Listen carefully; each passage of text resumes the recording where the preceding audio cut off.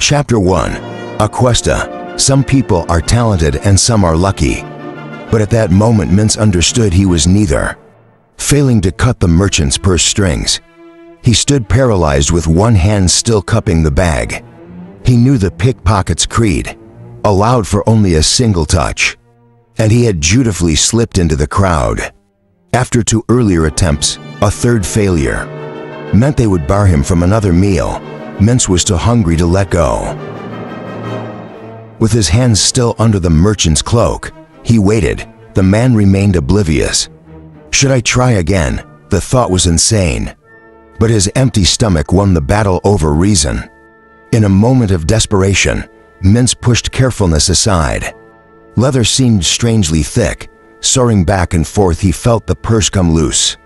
But something was not right. It took only an instant for Mintz to realize his mistake. Instead of pearl strings, he had sliced through the merchant's belt like a whispering snake. The leather strap glided off the fat man's belly, dragged to the cobblestones by the weight of his weapons. Mintz didn't breathe or move as the entire span of his 10 disappointing years flashed by. Run, the voice inside his head screamed as he understood there was a heartbeat. Perhaps to before his victim, the merchant turned. He was a large, soft man with saddlebag cheeks reddened by the cold. His eyes widened when he noticed the person Mintz's hand. "Hey you!" The man reached for his dagger, and surprise filled his face when he found it missing. Groping for his other weapon, he spotted them both lying in the street. Means he did the voice of his smarter self and bolted. Common sense told him the best way to escape a rampaging giant was to head for the smallest crack. He plunged beneath an ale cart outside the blue, swung in, and slid to the far side. Scrambling to his feet, he raced for the alley. Clutching the knife and purse to his chest, the recent snow hampered his flight, and a small feed to lost traction. Rounding a corner, Steve stopped. The shouts were not nearly as close as he had expected. Mintz continued to run, finally reaching the stable. He ducked between the rails of the fence, framing the manure pile. Exhausted, he crouched with his back against the far wall. The boy shoved the knife into his belt and stuffed the purse down his shirt, leaving a noticeable bulge, panting amidst the steaming piles. He struggled to hear anything over the pounding in his ears. "There you are!" Elbright shouted, skidding in the snow and catching himself on the fence. "What an idiot, you just stood there, waiting for the fat oaf to turn around. You're a moron, Mintz. That's it, that's all there is to it. I honestly don't know why I bother trying to teach you." Mintz and the other boys referred to 13-year-old Albright as the old man. In their small band, only he wore an actual cloak, which was dingy, gray and secured with a tarnished metal brooch. Albright was the smartest and the most accomplished of their crew, and Mintz hated to disappoint him. Laughing Brand arrived only moments later and joined Albright at the fence. "It's not funny," Albright said, but Brand couldn't finish as laughter consumed him. Like the other two, Brand was dirty, thin, and dressed in mismatched clothing of varying sizes. His pants were too long, and snow gathered in the folds of the rolled-up bottoms. Only his tunic fit properly, made from green brocade and trimmed with fine, supple leather. It fastens down the front with intricately carved wooden toggles. A year younger than the old man, he was a tad taller and a bit broader in the unspoken hierarchy of their gang. Brand came second, the muscle to Elbright's brains. Kane, the remaining member of their group, ranked third because he was the best pickpocket. This left Mintz unquestionably at the bottom. His size matched his position, as he stood barely 4 feet tall and weighed little more than a wet cat. "Stop it, will ya?" the old man snapped. "I'm trying to teach the kid a thing or two he could have gotten himself killed. It was stupid, plain and simple. I thought it was brilliant." Brand paused to wipe his eyes. "I mean, sure, it was dumb. but spectacular just the same, the way Mince just stood there, blinking as the guy goes for his blades. But they ain't there 'cause the little imbecile done cut the git's whole bloody belt off. Then Bran struggled against another bout of laughter.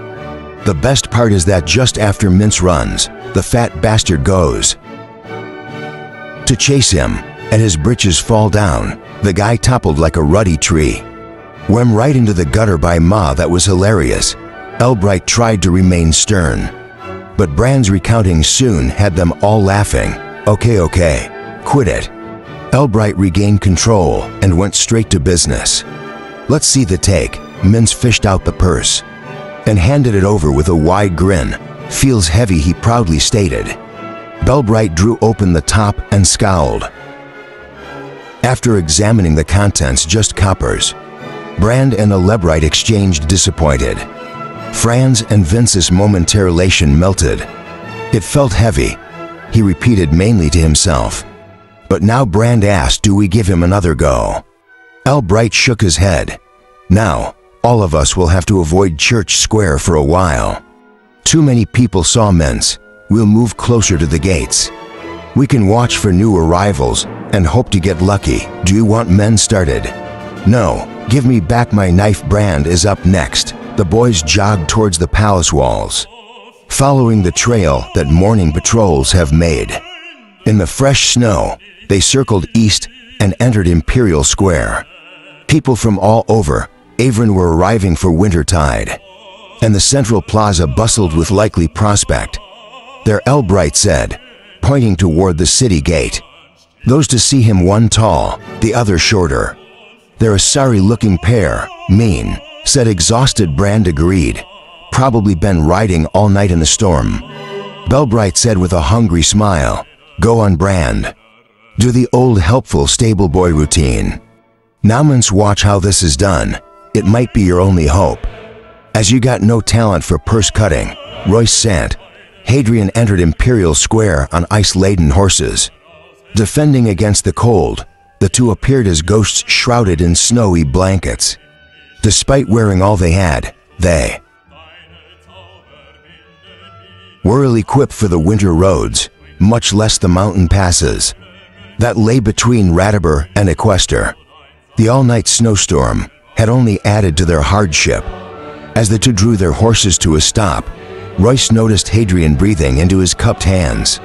Neither of them had winter gloves. Hadrian had wrapped his fingers in torn strips from his blanket, while Royce opted for pulling his hands into the shelter of his sleeves. The sight of his own handless arms disturbed Royce, as they reminded him of the old wizard. The two had learned the details of his murder while passing through Ratibor, assassinated late one night. Ezra Hardin had been silenced forever. They had meant to get gloves.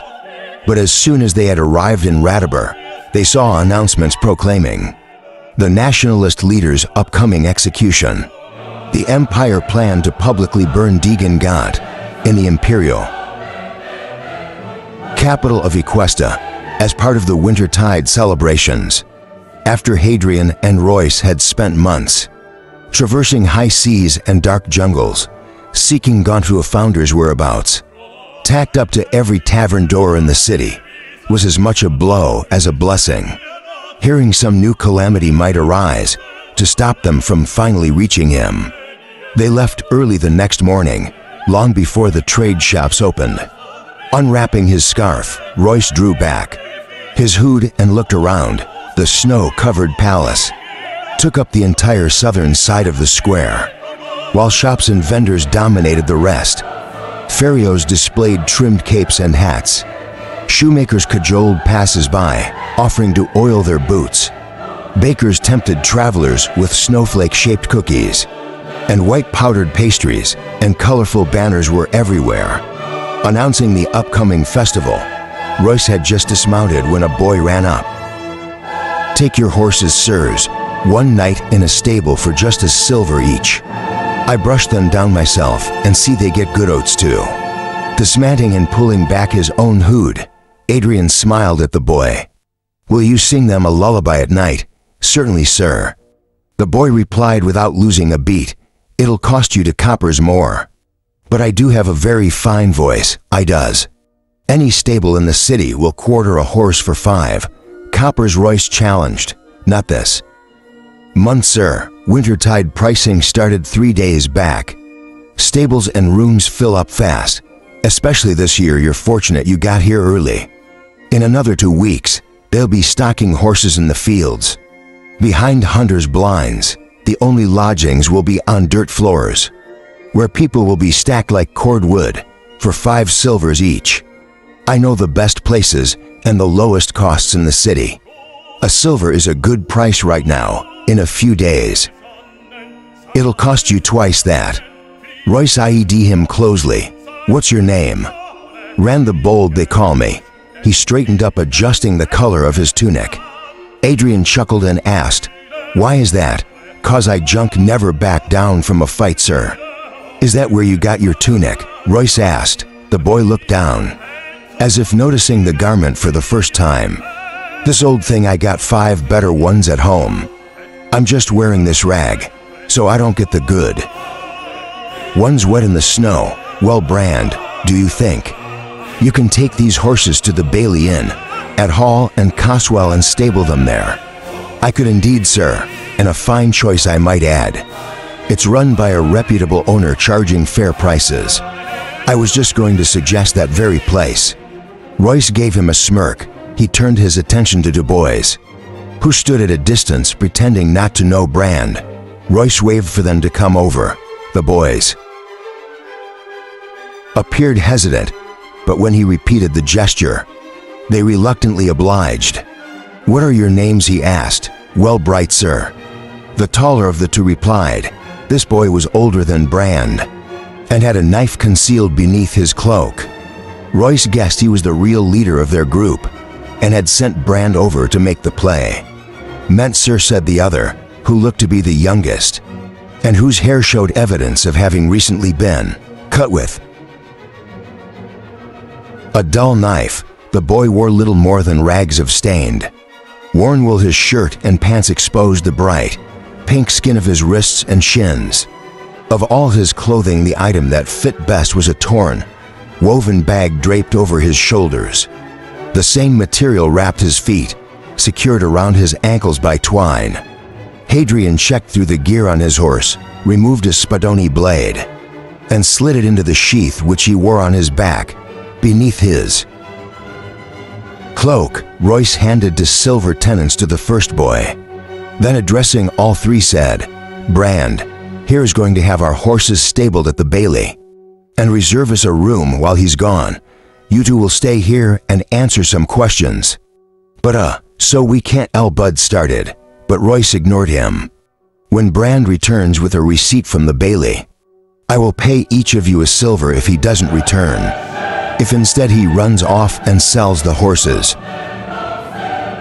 I shall slit both of your throats and hang you on the palace gate by your feet.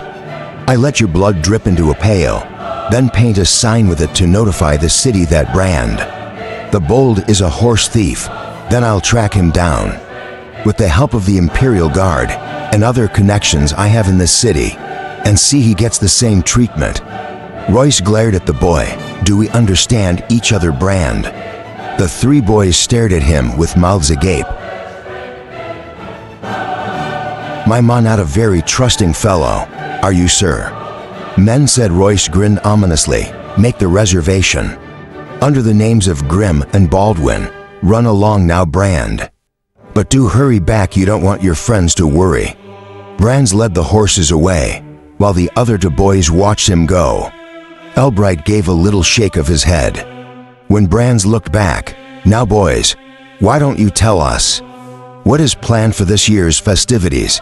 Well, Elbright started, I suspect this will be the most memorable winter, tied in 100 years, on account of the Empress's marriage and all marriage. Adrian asked, Yes, sir. I thought everyone knew about that. Invitations went out months ago, and all the rich folk, even kings and queens, have been coming from all over. Who is she marrying? Royce asked Lord Ethelwood. Mintz said. Belbright lowered his voice. Shut it, Mintz. He's a snake. Belbright growled and cuffed.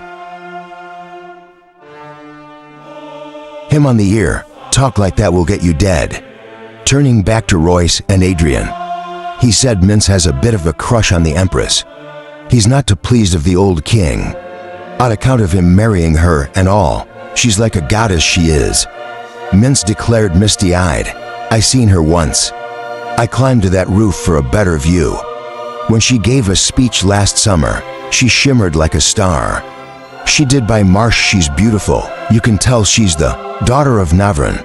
I've never seen anyone so pretty.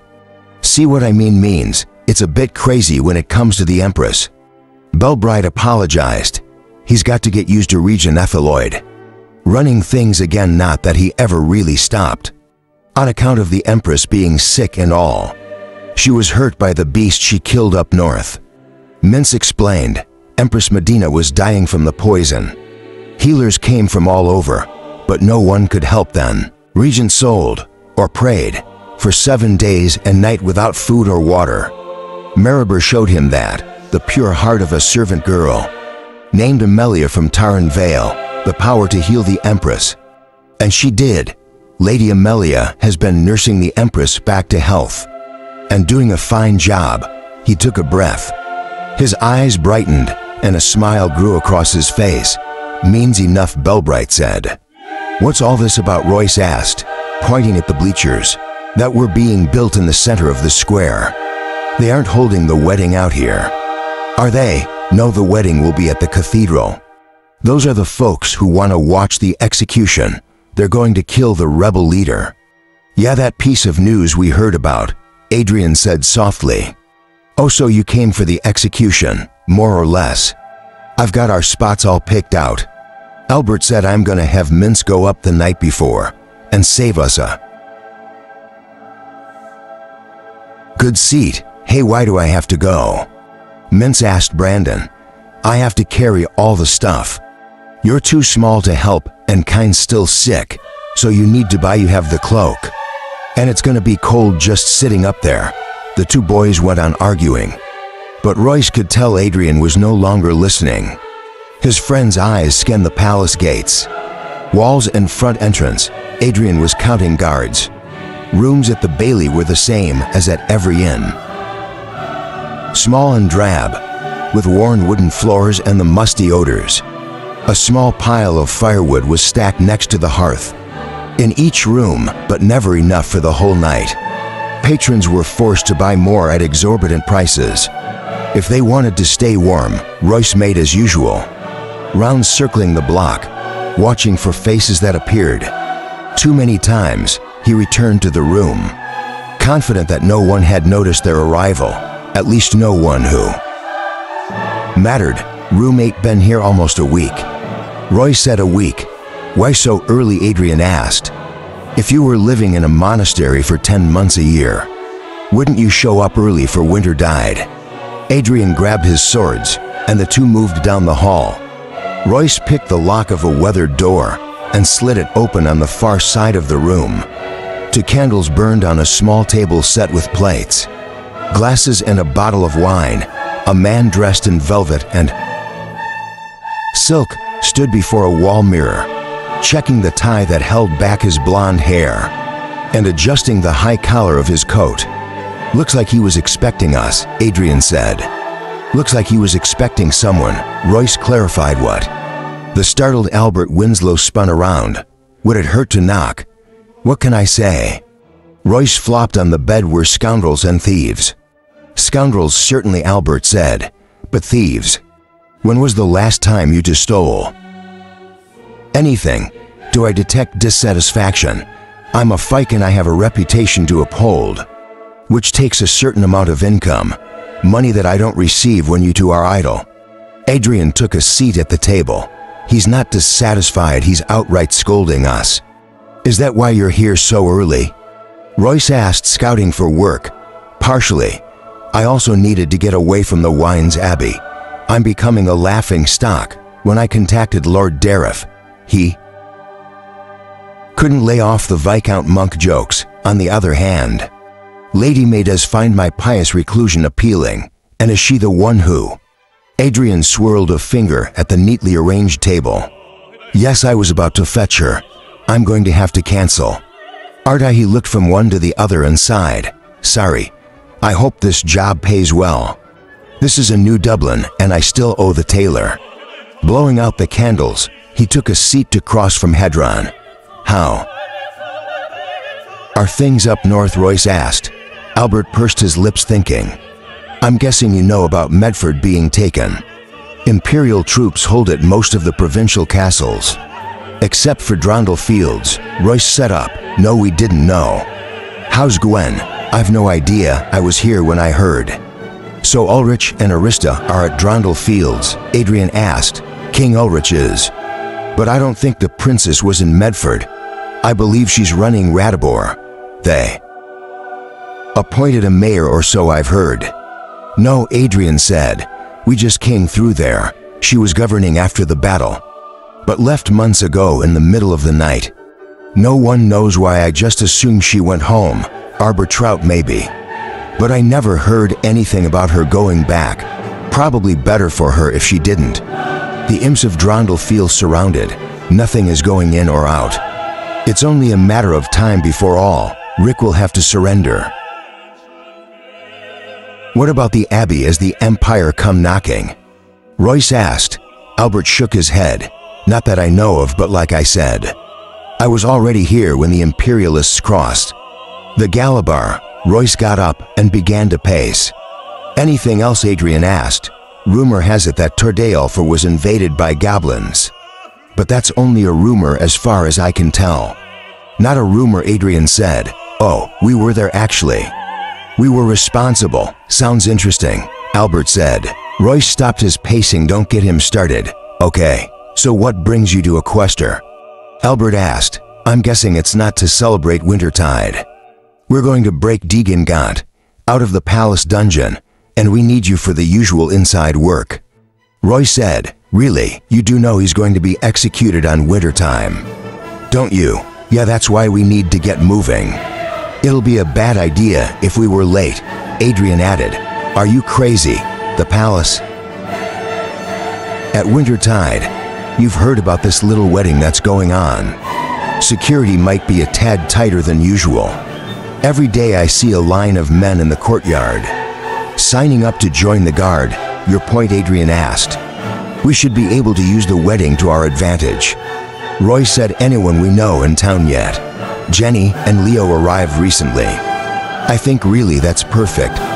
Get in contact. They'll have rooms in the palace for sure.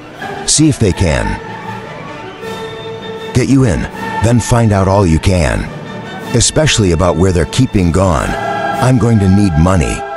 I was only planning to attend a few local bowls, and maybe one of the feast, if you want me inside the palace. I have to get better clothes. Look at my shoes. Just look at them. I can't meet the Empress in these. Borrow from Jenny and Leo for now. Roy said. I'm going to leave for Medford tonight and return with funds to cover our expenses. You're going back tonight? Albert asked. You just got here, didn't you? The thief nodded. She's okay, Adrian assured Royce. I'm sure she got out. We've got nearly a month to Wintertide. Roy said I should be back in a week or so. In the meantime, learn what you can and will formulate a plan when I return. Well, Albert crumbled. At least Wintertide won't be boring. Chapter 2, Into Darkness. Someone was whimpering. It was a man's voice this time, one that Arista had heard before. Everyone cried eventually. Some people even broke down into fits of hysterics. There used to be a woman who was prone to screaming, but she had been removed some time earlier. Arista held no illusions of the woman being set free. She had heard them drag the body away. The whimpering man used to cry out, but had grown quieter over the past few days.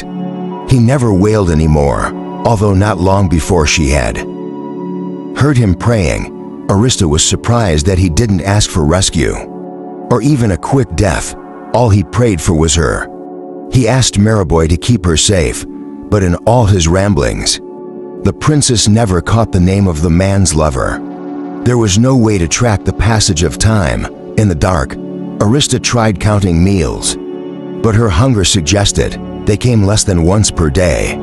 Still, weeks must have passed since her capture. In all that time, she had never heard Gond. Despite having called out to him, the only time she had heard his voice was the night she and Hilford was unable to rescue him. Since then, she had been confined to her cell, which contained only a pail for waste and a few handfuls of straw. The room was so small that she could contact all four walls at once, making it feel like a cage or a grave.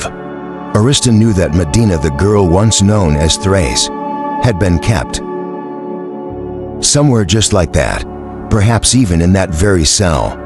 After she had lost everyone and everything that mattered to her, it would have been a nightmare to wake alone, in the dark without explanation, cause or reason. Not knowing where she was or how she had gotten there must have driven the girl mad, despite her own tragedies. At least Arista knew she wasn't alone in the world. Once the news of her disappearance reached him, her brother Ulrich would move the world to save her. The two had grown closer. In the years since their father's death, he was no longer the privileged boy, and she was no longer the jealous, reclusive sister. They still had their arguments, but nothing would stop him from finding her. Ulrich would enlist the help of the Pickerings, our extended family. He might even call him Royce and Adrian, whom Ulrich affectionately referred to as the Royal Protectors. It wouldn't be long now. Arista pictured Hadrian's lopsided smile. The image stung, but her mind refused to let it go. Memories of the sound of his voice, a contact of his hand, and that tiny scar on his chin pulled at her heart. There has been moments of warmth, but only kindness on his part. Only sympathy, compassion for a person in pain or need. To him, Arista was just the princess, his employer, his job. Just one more desperate noble. How empty an existence I've led, that those few I count among my best friends are the people I paid to work for me. She wanted to believe that Hadrian saw her as something special, that the time they had spent on the road together had endeared her to him, that it meant as much to Hadrian as it did to her. Arista hoped he considered her smarter or more capable than most.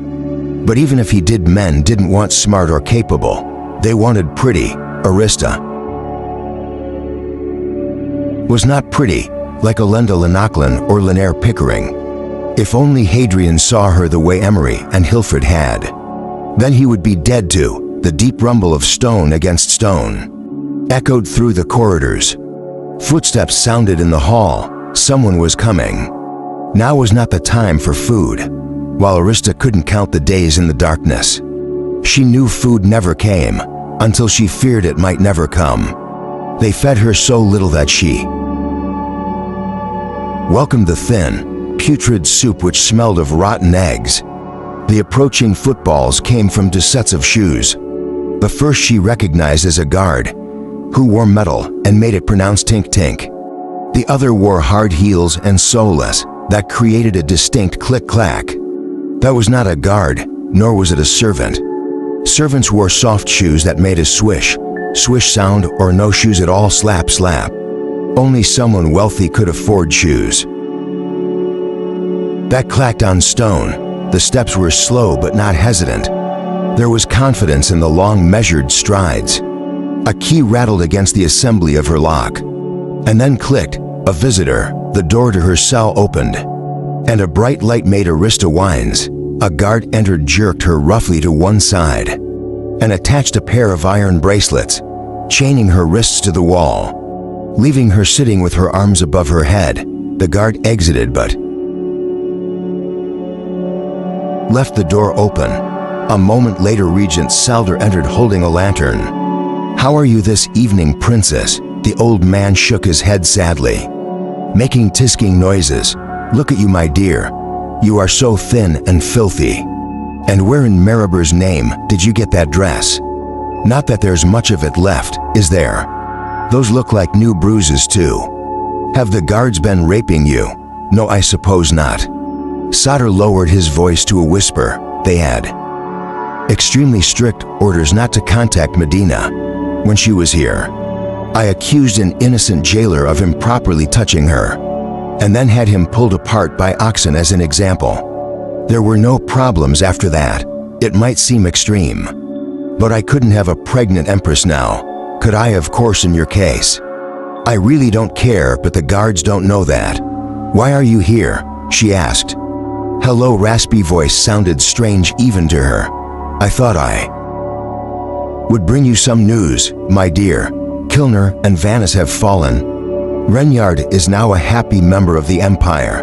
The farmlands of Marinon on the Delgos Peninsula had a nice harvest, so we'll have plenty of supplies to feed our troops. All winter, we've retaken Radabau, but had to execute quite a few traitors as examples. The peasants must learn the consequences of rebellion. They were cursing your name before we had finished.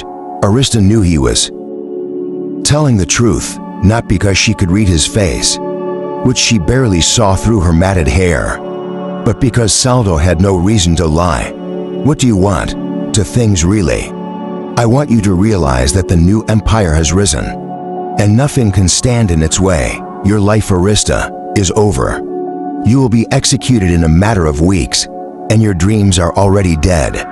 You need to bury them alongside the sad little graves of Hilford and Emery. Arista stiffened, surprised. We learned all about Emery when we retook Rataboy. You really do have such a way with men. First you got him killed, and then Hilford as well. You must make Black Widows jealous. And the second. She noticed his momentary confusion. The other reason we're having this little chat. Oh yes, I want to know who you were working with. Gildred, you killed him for it, remember? Soldier smiled, and then struck her hard across the face. The chains binding Arista's wrists snapped, taut as she tried to protect herself. He listened to her crying softly for a moment, and then said, You're a smart girl, too smart for your own good. But not that smart. Alfred may have helped you escape arrest. He might even have hidden you for those weeks. We searched, but he couldn't have gotten you into the palace or found this prison. Alfred died wearing the uniform of a fourth floor guard. You must have had help from someone on the staff to get that, and I want to know who it was. There was no one, it was just me. And Hilford sold her, slapped her again. Arista cried out, her body shaking, jangling the chains. Don't lie to me, he said while raising his hand again. Arista spoke quickly to stay the blow. I told you it was just me. I got a job working in the palace as a chambermaid. I stole the uniform. I know all about you. Posing as Ella, the scrub girl, but you couldn't have gotten the uniform without help. It had to be someone in a position of authority. I must know who the traitor is now. Tell me who is helping you. When she said nothing, he struck her twice more. Arista cringed. Stop it. Tell me, Sodder growled. No, you hurt her, she blurted her. Realizing her error, Arista bit her lip. So it was a woman. That limits the possibilities considerably now, doesn't it?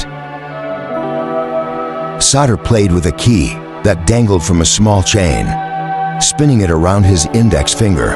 After several minutes, the regent crouched down and placed the lantern on the floor. I need a name, and you will tell me. I know. You think you can carry her identity to your grave, but whether you hold your tongue out of loyalty to her or to spite me, you should reconsider. You might believe that a few weeks is not long to hold your tongue, but once we start, you'll wish for a quick death. He brushed her hair aside. Look at that face.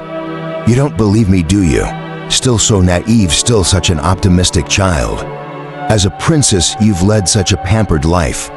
Do you think that, living among the commoners of Ratabaw and scrubbing floors here at the palace, has made you strong? Do you think you have nothing else to lose, and you finally hit bottom? When he stroked her cheek, Arista recoiled. I can see by your expression that you still have some pride and a sense of nobility.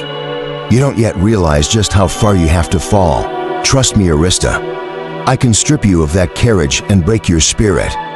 You don't want to find out just how low I can bring you. He stroked her hair gently for a moment, then grabbed a handful, shoulder pulled hard, jerking her head back and forcing Arista to look at him. His gaze lingered on her face. "You're still pure, aren't you? Still untouched and locked in your tower?" "In more ways than one, I suspect." Neither Emery nor Hilfred dared to bear the princess. Perhaps we should begin with that. I will let the guards know that they can. No, I will specifically order them to violate you. It will make both of us very popular.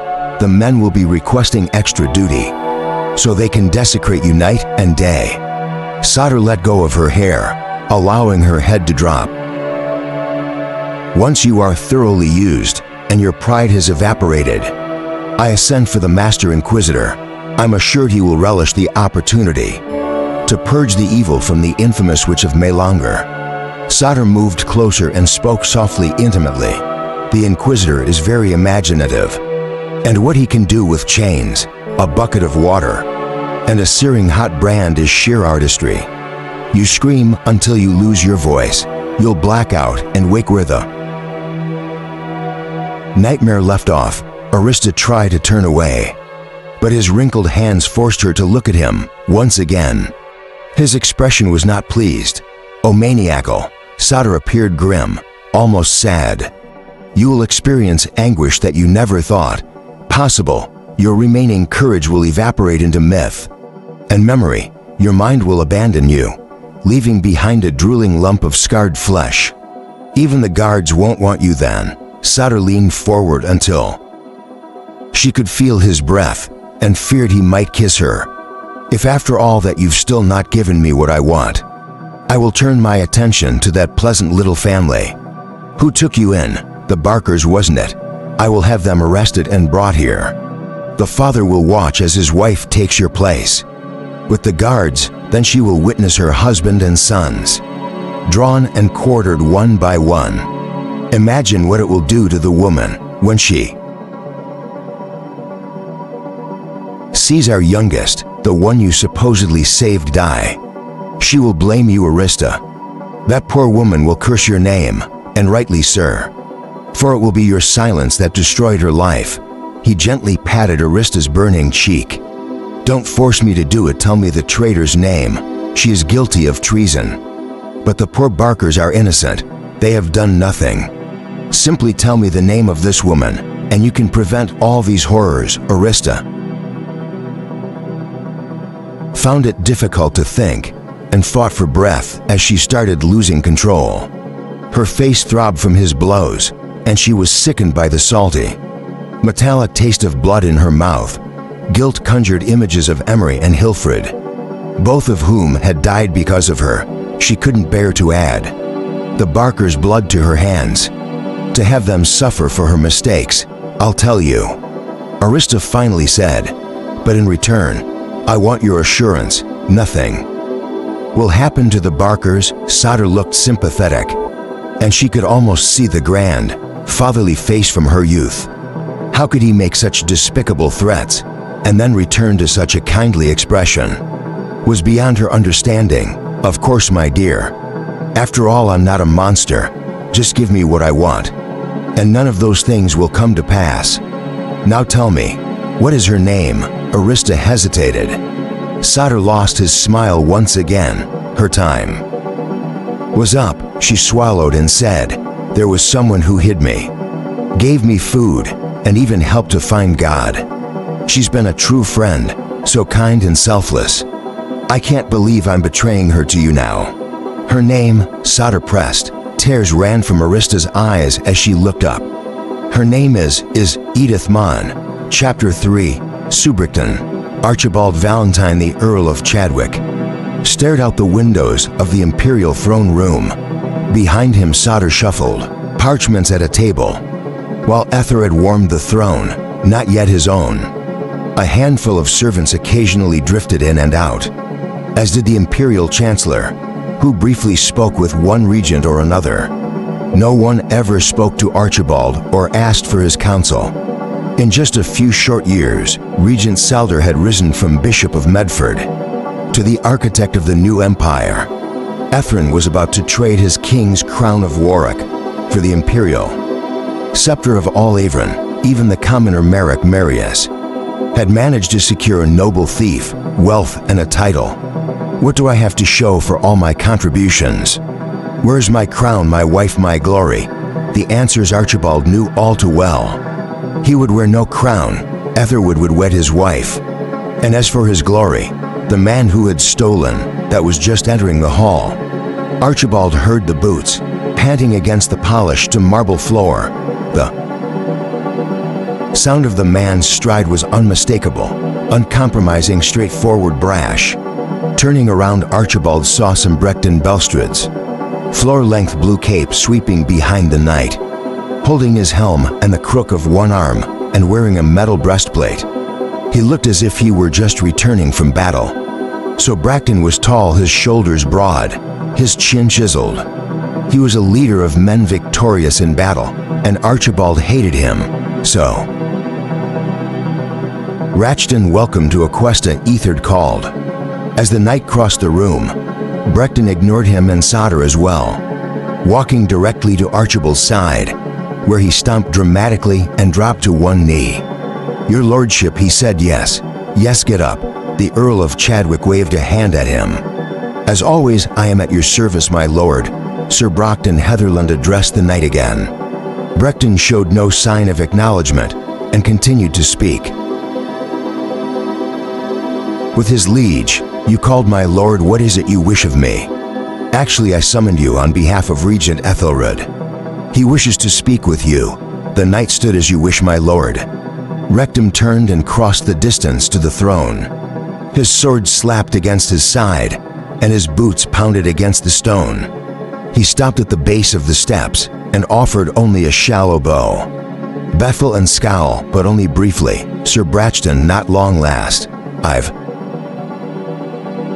sent summons for you 6 times over the past several weeks. Have the messages not reached you? They have, your lordship. But you did not respond. Etherin said no. Your lordship.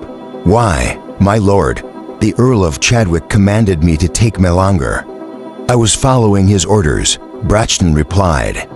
So the crucial demands of battle prevented you from breaking away. Until now, Ethered nodded. Now, your lordship.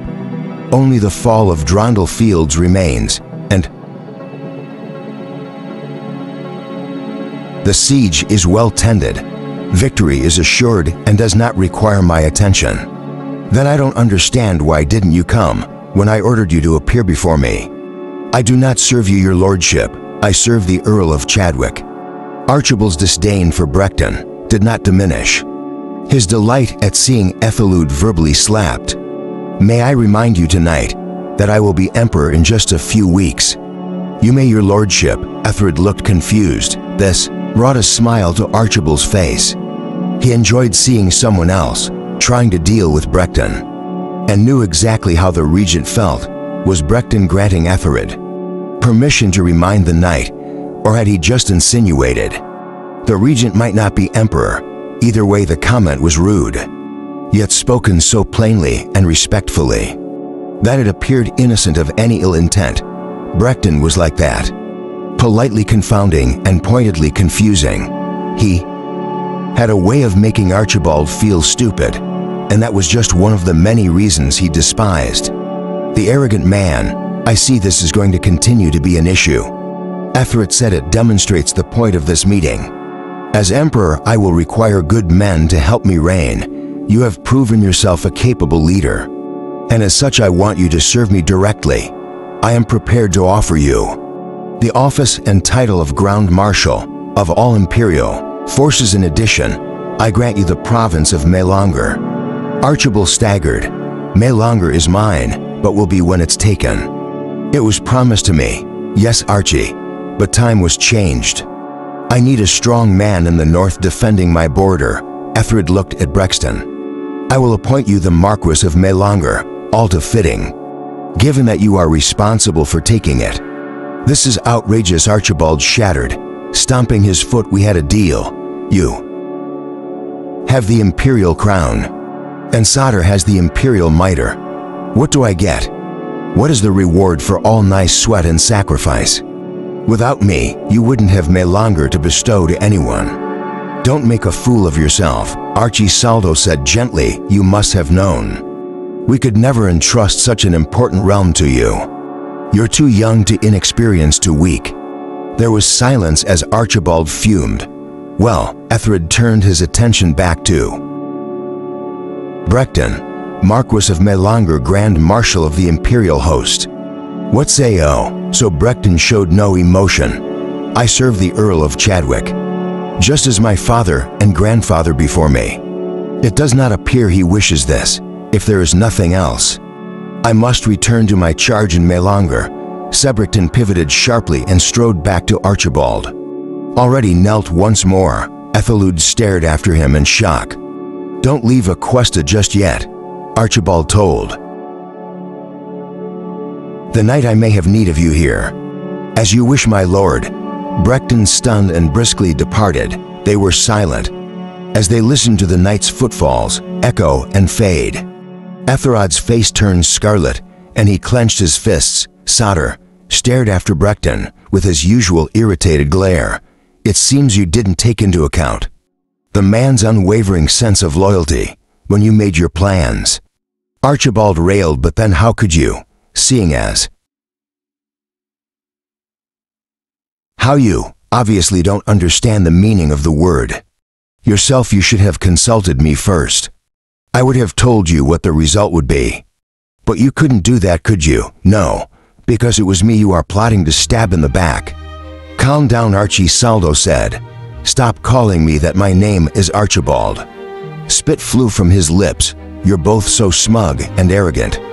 But I'm no Paul. One word from me, and Brecton will turn his army and march on. The quester. The Earl pointed toward the still open door. They're loyal to him, you know. Every last one of the miserable cretins. They'll do whatever he says, and as you can see, he worships me.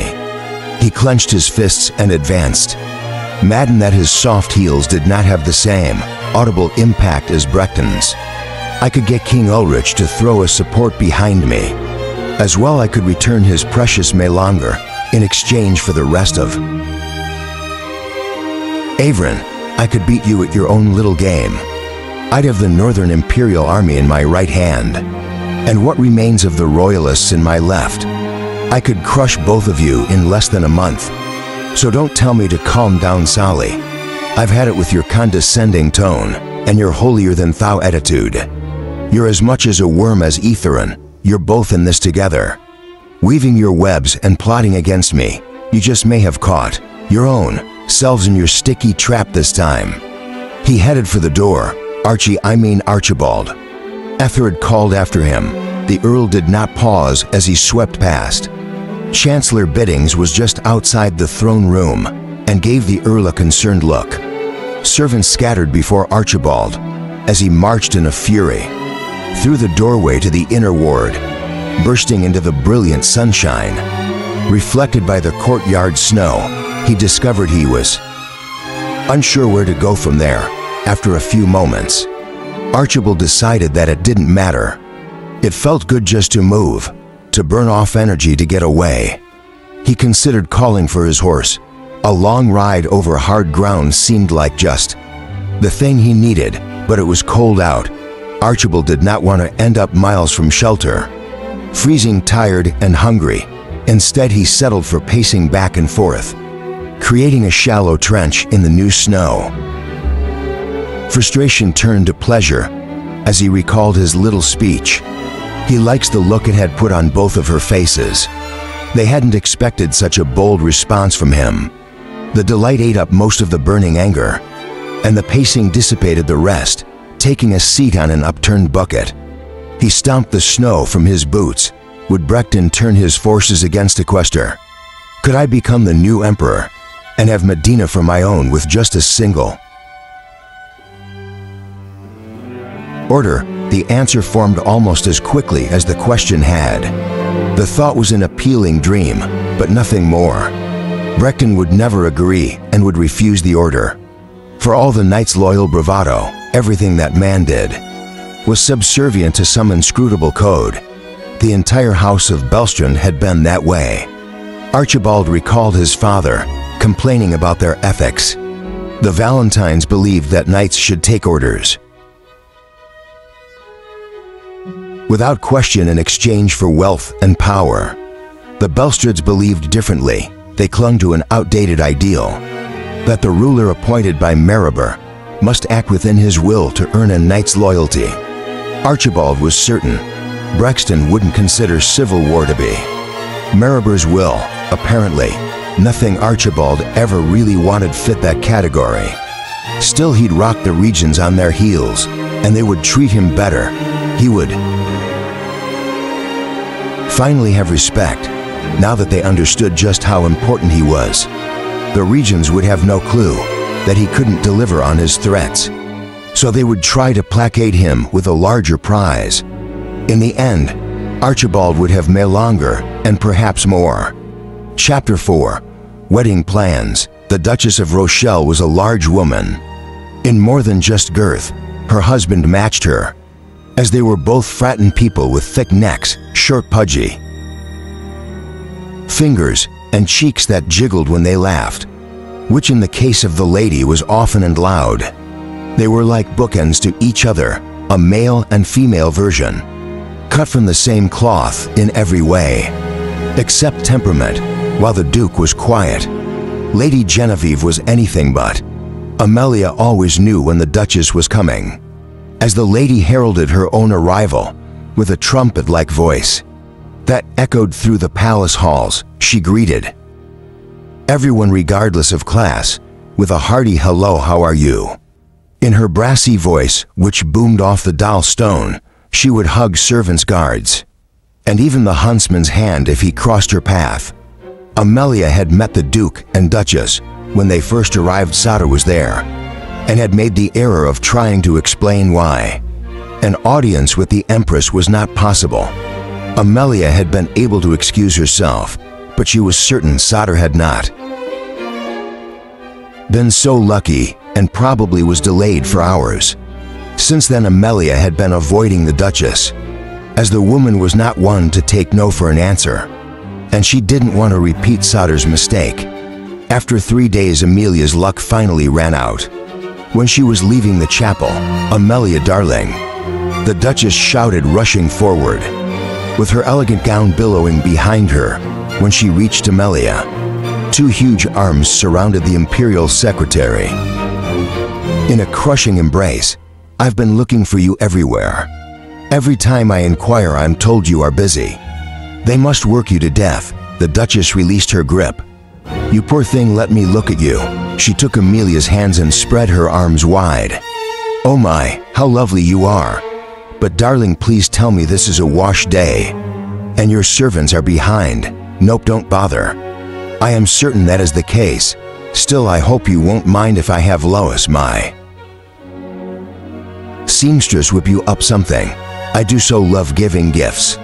And it's wintertide after all, by the look of you. It'll hardly take any material or time."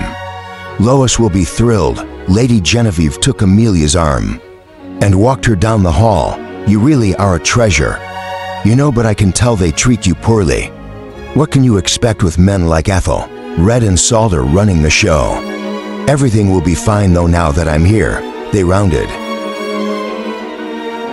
the corner, and Amelia was amazed by the woman's ability to talk so quickly without seeming to take a breath. "Oh, I just love the invitation you sent me. And yes, I know it was all you're doing. It's been all you're doing, hasn't it? They have you planning the whole wedding. Don't they? No wonder you're so busy. How insensitive, how cruel. But don't worry, as I said, I'm here to help you. I've fashioned many weddings in my day, and they've all been wonderful. What you need is an experienced planner, a wizard of wonder. We aristocrats expect Benertian dazzle at these events, and we hate to be disappointed. Being that this is the wedding of the Empress, it must be larger, grander, and more amazing than anything that has come before. Nothing less will survive." She stopped suddenly and appeared at Amelia. "Do you have doves to release?" "You must have them, you simply must," Amelia thought to reply. but the concern fled the Duchess's face. Before she had a chance, Lady Genevieve was walking once more and pulling Amelia along. "Oh, I don't want to frighten you, darling. There is still plenty of time. Given the proper help, of course. I am here now, and Medina will be thrilled at what we will achieve. Together it will simply astound her. How many white horses have you arranged for?" "Not nearly enough, I'm sure. Never mind, it will all come together. You'll see. Speaking of horses, I insist you accompany me on the hawking. I won't stand for you riding with anyone else. You love Leopold, he's quiet just like you are. But a real pumpkin, do you know what I mean? It doesn't look like you do. But no matter, you two will get on marvelously. Do you have a bird?" "A bird," Amelia managed to squeeze in. "I'll let you use my dress. She's one of my own Gothics. But no worries, my dear. There's nothing to it. The bird does all the work. All you need to do is just sit on your horse and look pretty, which you will in the new dress. Lois will make blue, would be a good color, and will go wonderfully with your eyes. I suppose I'll have to arrange a horse as well. We can't have you trudging through the snow and ruining the gown now. Can we? I just know Saldo never thinks of such things. He appointed you secretary to the Empress, but does he realize the need for clothing? A horse, jewelry." The Duchess paused again, still gripping her arm like a side press. "Oh, my darling, I just understood you aren't wearing any. Julie, that is. Don't be embarrassed, I understand perfectly. Otto is a fabulous jeweler. He can set a sapphire pendant in the blink of an eye. Well, that looks stunning with your new blue gown. Thank Maribor I brought my full revenue. Lord knows the local artisans could never keep up with me. When you think about it, who can?" She laughed, and Amelia wondered just how much longer she could go on. With another pull, they were off again. "I tend to be a bit much, don't I? It's the way I am, I can't help it. My husband stopped trying to turn me into a proper wife years ago, of course. Now he knows that. My exuberance is what he loves most about me. Never a dull moment or a moment's peace.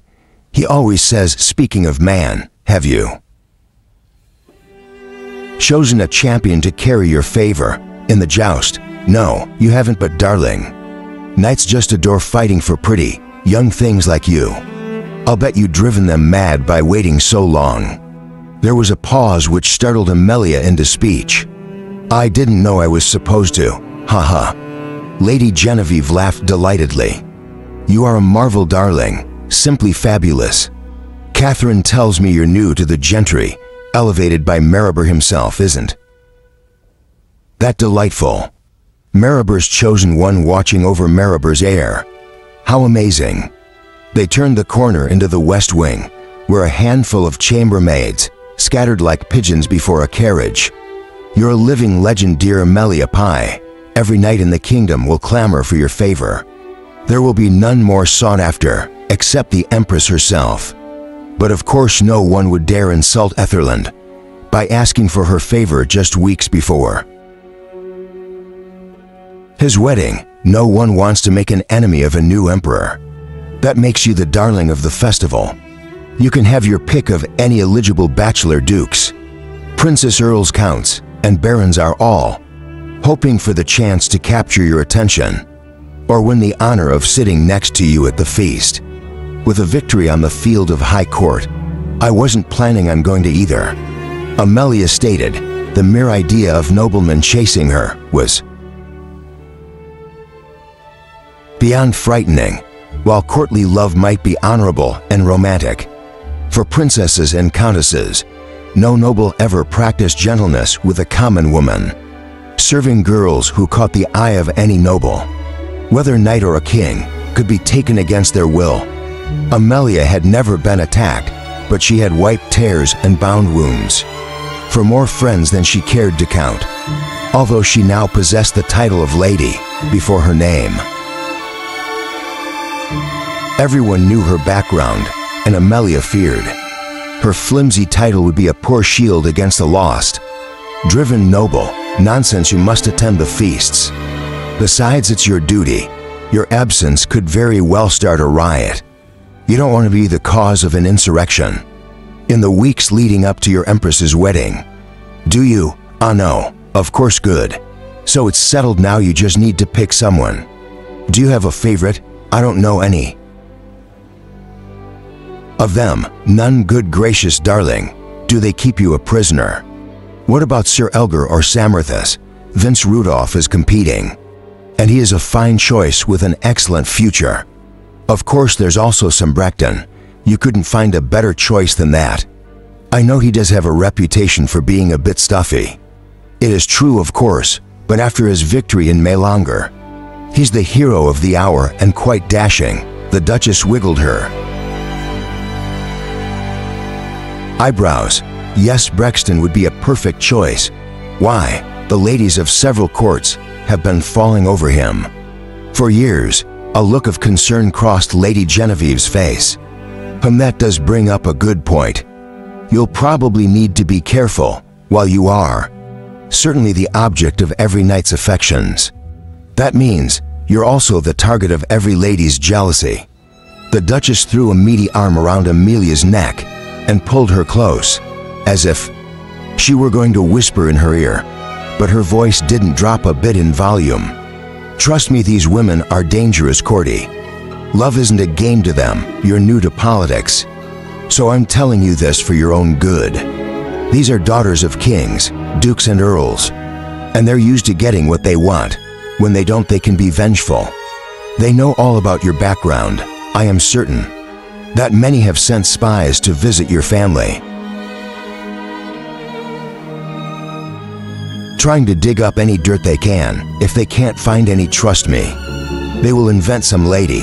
Genevieve tugged her around another corner, this time toward the northern postern, and up the steps to the third floor. I don't understand what you mean. It's quite simple there. On the one hand, they think belittling you should be easy because of your common roots, but on the other, you've never made any pretense of being otherwise, which negates their efforts. It's difficult to demean someone for something they're not embarrassed of now, isn't it? Still, you must turn a deaf ear to any jobs told at your expense. You may hear a name calling like swine, herder and such, which of course you're not. You must remember, you're the daughter of a carriage maker, and a fine one at that, but absolutely everyone who is anyone is beating a path to your father's door. They all want to ride in the coach crafted by the father of the chosen one of Maribor. You know about my father, my family. Are they all right? Amelia stopped so suddenly that the Duchess walked for steps before realizing she had lost her. Amelia had long feared her family was dead from starvation or illness. It had so little. She had left home 2 years earlier to remove an extra mouth from the table with the intent of sending money home, but she hadn't counted on Edith. Mon, the headmaid, had declared Amelia's old clothes unfit and demanded she pay for new ones. This forced Amelia to borrow against her. Salary broken or chipped plates also added to her bill, and in the first few months, there were many. With Edith, there was always something to keep Amelia penniless. Eventually, the headmaid even began finding her for disobedience or misbehavior, keeping Amelia in constant debt. How she had hated Edith. The old ogre had been so cruel that there had been nights when Amelia had gone to sleep, wishing the woman would die. She fantasized that a carriage would hit her, or that she would choke on a bone. Now that Edith was gone, she almost regretted those thoughts. Charged with treason, Edith had been executed less than a week earlier, with all the palace staff required to watch. In more than 2 years, Amelia had been unable to save even a single copper to send home, and had heard nothing from her family, while the Empress had been trapped in her catatonic days. The regents had sequestered the palace staff to prevent others from learning about her condition. During that time, Amelia had been as much a prisoner as Medina. Writing letters home had been useless, the palace room a mill, maintained that all letters were burned. By order of the regents, after Medina recovered, Amelia continued to write, but she never received a single reply. There had been reports of an epidemic near her home, and she feared her family was dead. Amelia had given up all hope of ever seeing them again. Until now, of course they're all right, darling. They're more than all right. Your family is the toast of Terran Vale, from the moment the Empress spoke your name. During the speech on the balcony, people have flocked to the hamlet to kiss the hand of the woman who bore you, and to beg words of wisdom from the man who raised you. As they reached the third-floor guest chambers, Amelia's eyes began to water. Tell me about them, please.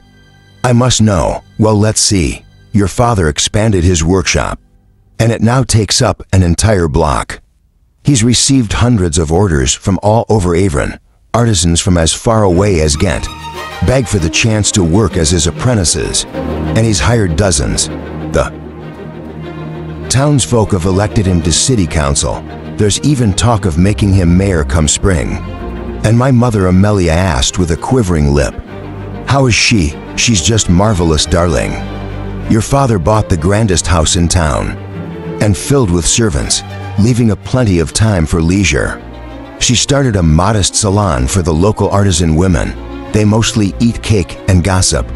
Even your brothers are prospering. They supervise your father's workers and have their pick of the women for wives. So you see, my dear, I think it's safe to say your family is doing very well, indeed." Tears ran down Amelia's face.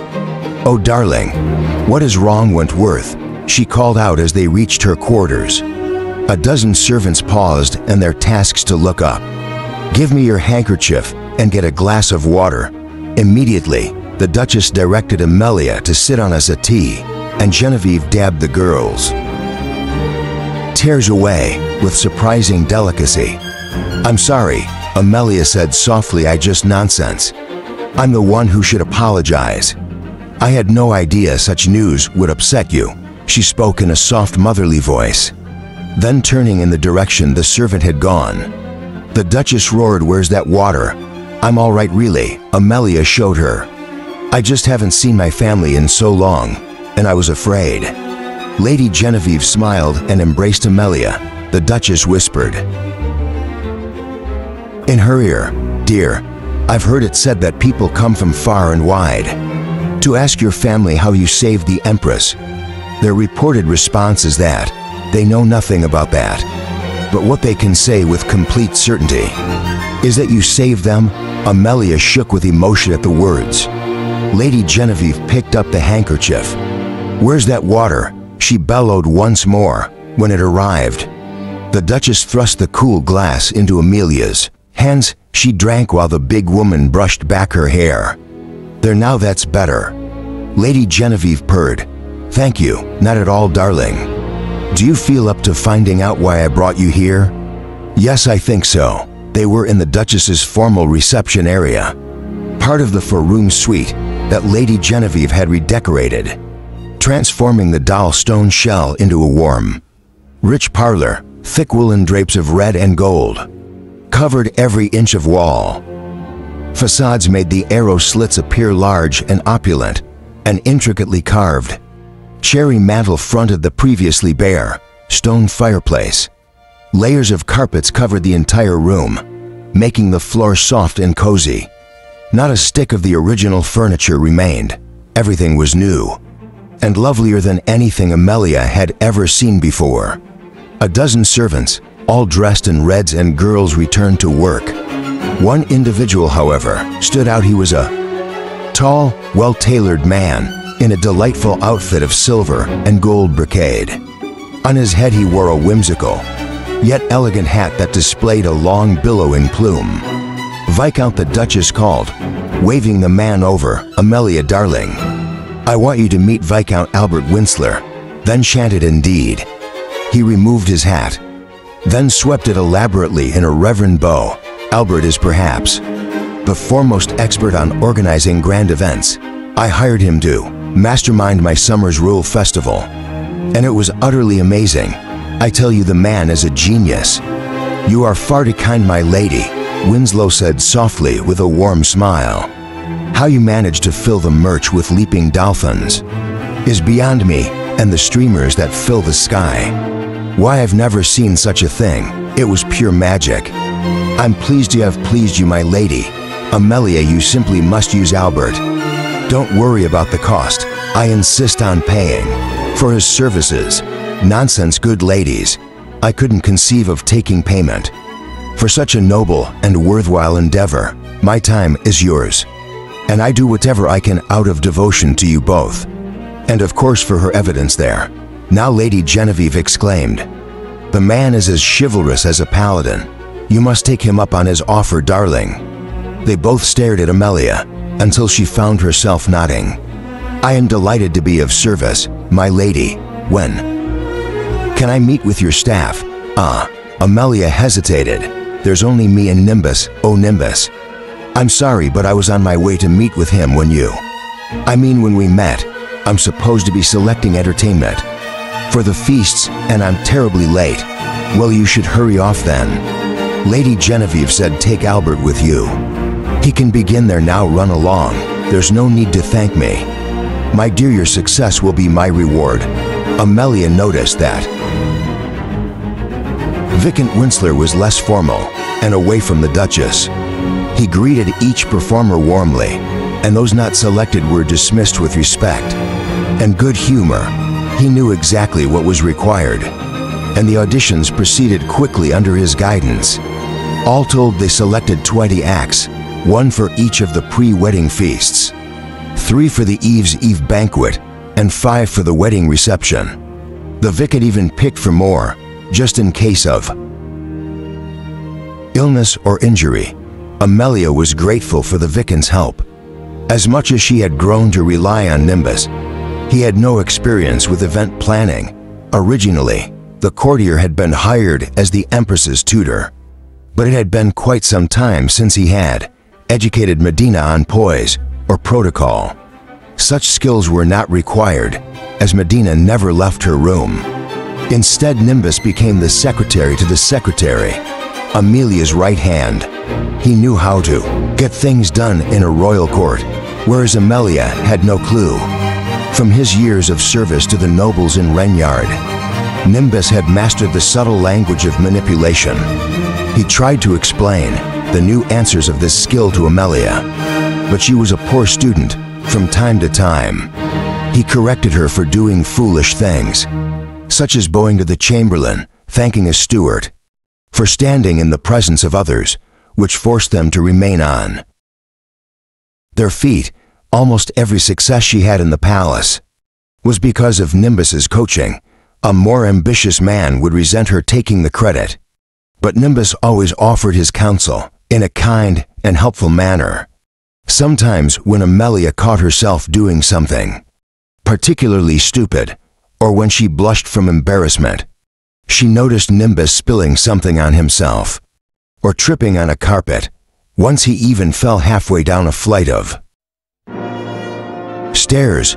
For a long while Amelia thought he was extremely clumsy, but recently she'd begun to suspect Nimbus might be the most agile person she'd ever met.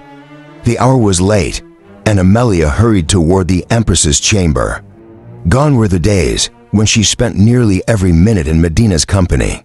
Her responsibilities kept her busy, but she never retired without checking in on the Empress, who was still her closest friend.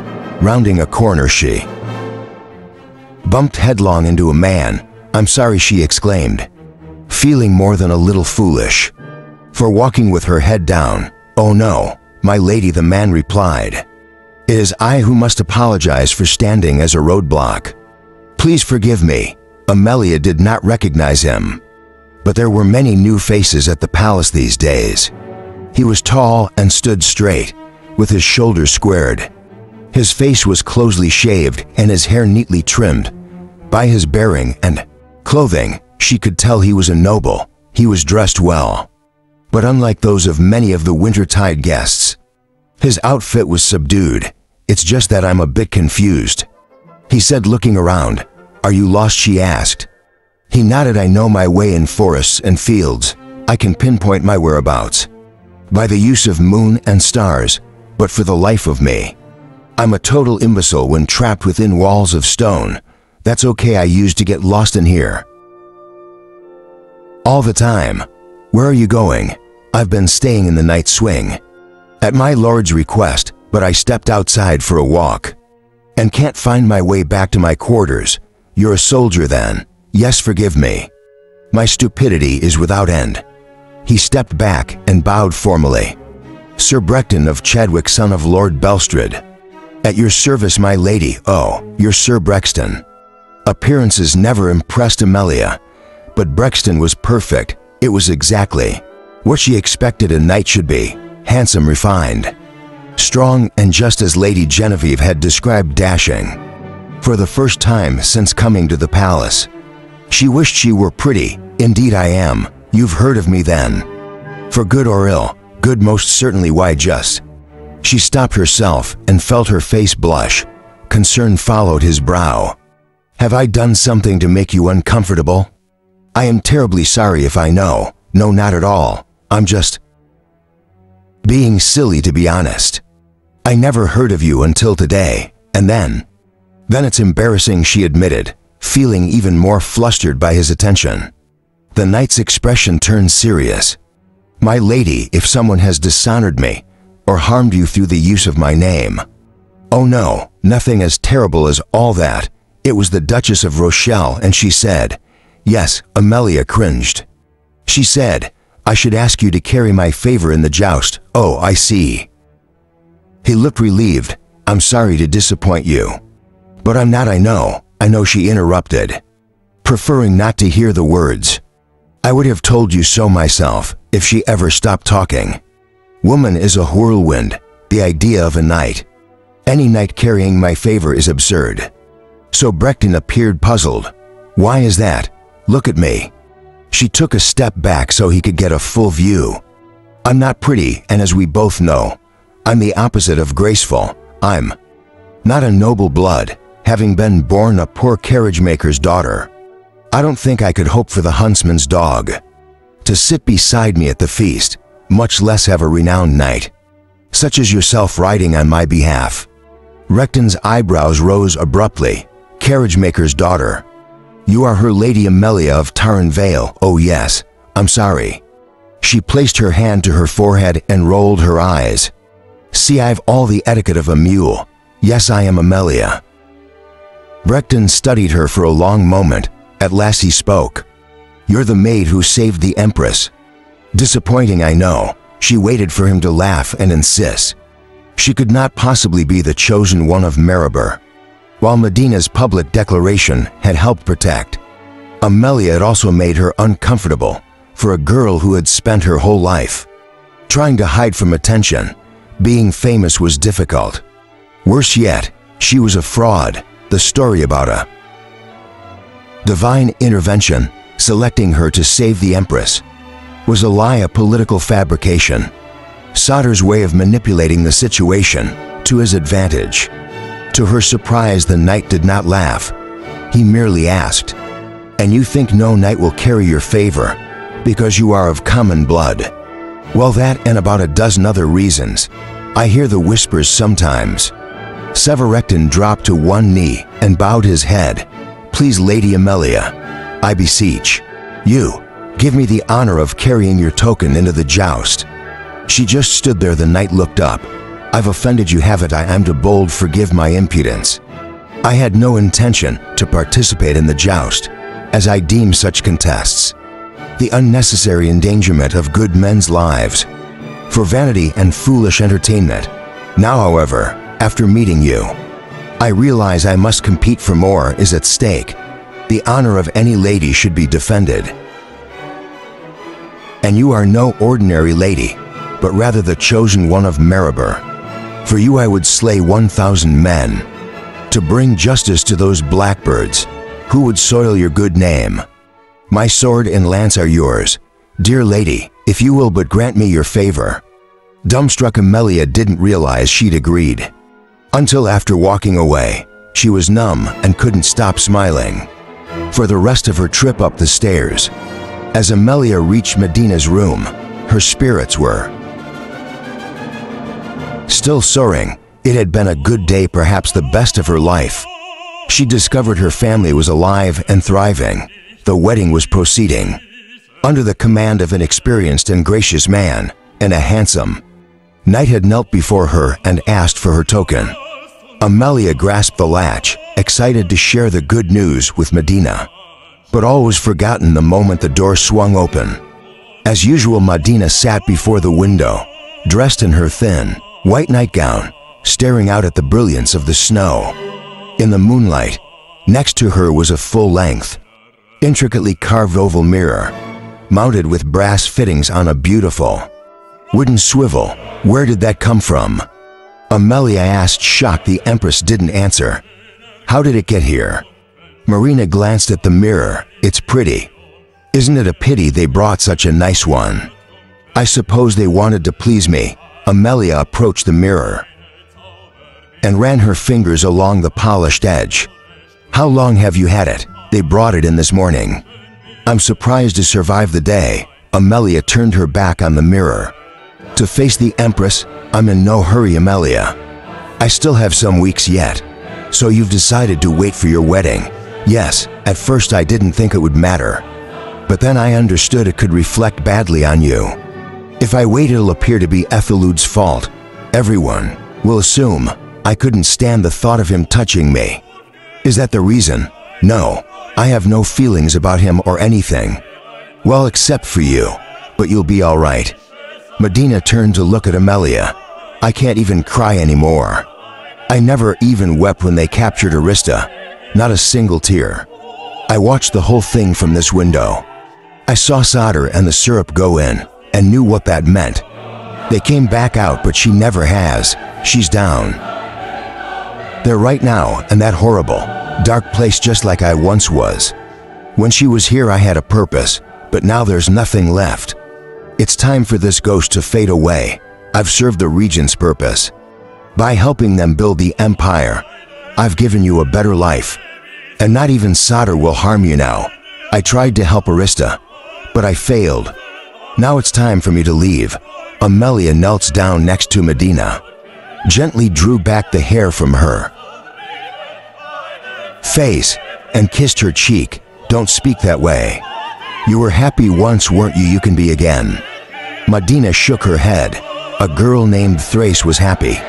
She lived with the family she loved, in a small village near a river, surrounded by friends. She played in the woods and fields. That girl believed in a better tomorrow. She looked forward to gifts Maribor would bring, only instead of gifts, you sent darkness and horror. Medina, there's always room for hope. Please, you must believe. There was one day when you were getting the clerk to order some cloth, but I saw a man from my past. He was hope. He saved Thrace once. For a moment, one very brief moment, I thought he had come to save me too, only he didn't. When he walked away, I knew he was just a memory from a time when I was alive. Amelia's hands found Medina's and cradled them. As she might hold a dying bird, Amelia was having trouble breathing as her lower lip began to tremble. She looked back at the mirror. You're right. It is a shame they brought such a pretty one. She put her arms around Medina and began to cry. Chapter 5. Footprints in the Snow. Several miles from Bedford, Royce saw the smoke and prepared himself for the worst. Crossing the Galway used to mean entering the bustling streets of the capital. But on that day, as he raced across the bridge, he found only a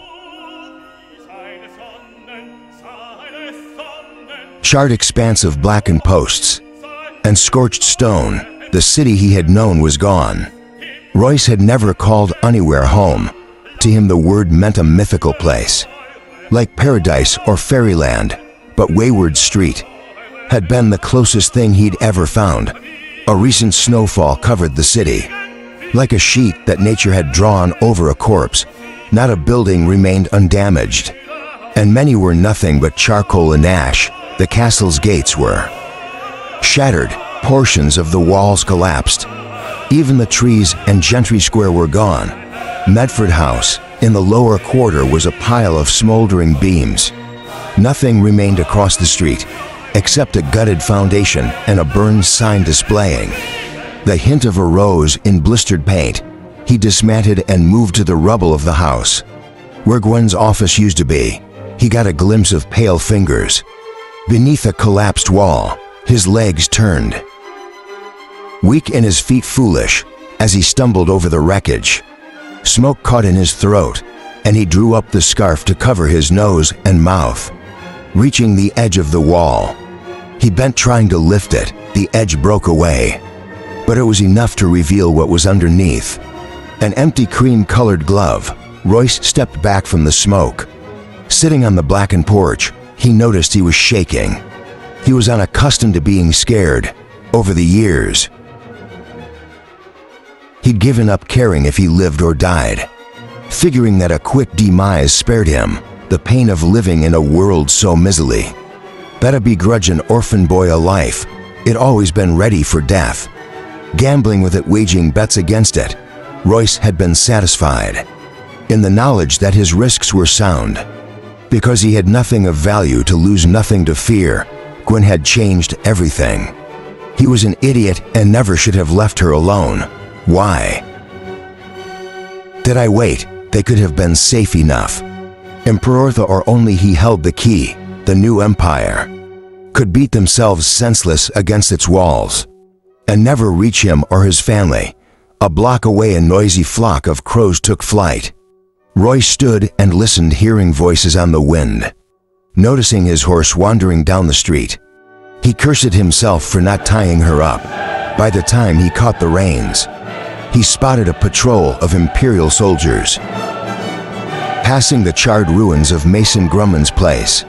Out the leader shouted. Royce slept on his mare and kicked her. Just as he heard a dull whack, his horse lurched, then collapsed with a bolt lodged deep in her flank. Royce jumped free before being crushed. He tumbled in the snow and came up on his feet with his dagger, Alvastoni drawn. 6 soldiers hurried toward him. Only one had a crossbow, and he was busy ratcheting the string for his next shot. Royce turned and ran.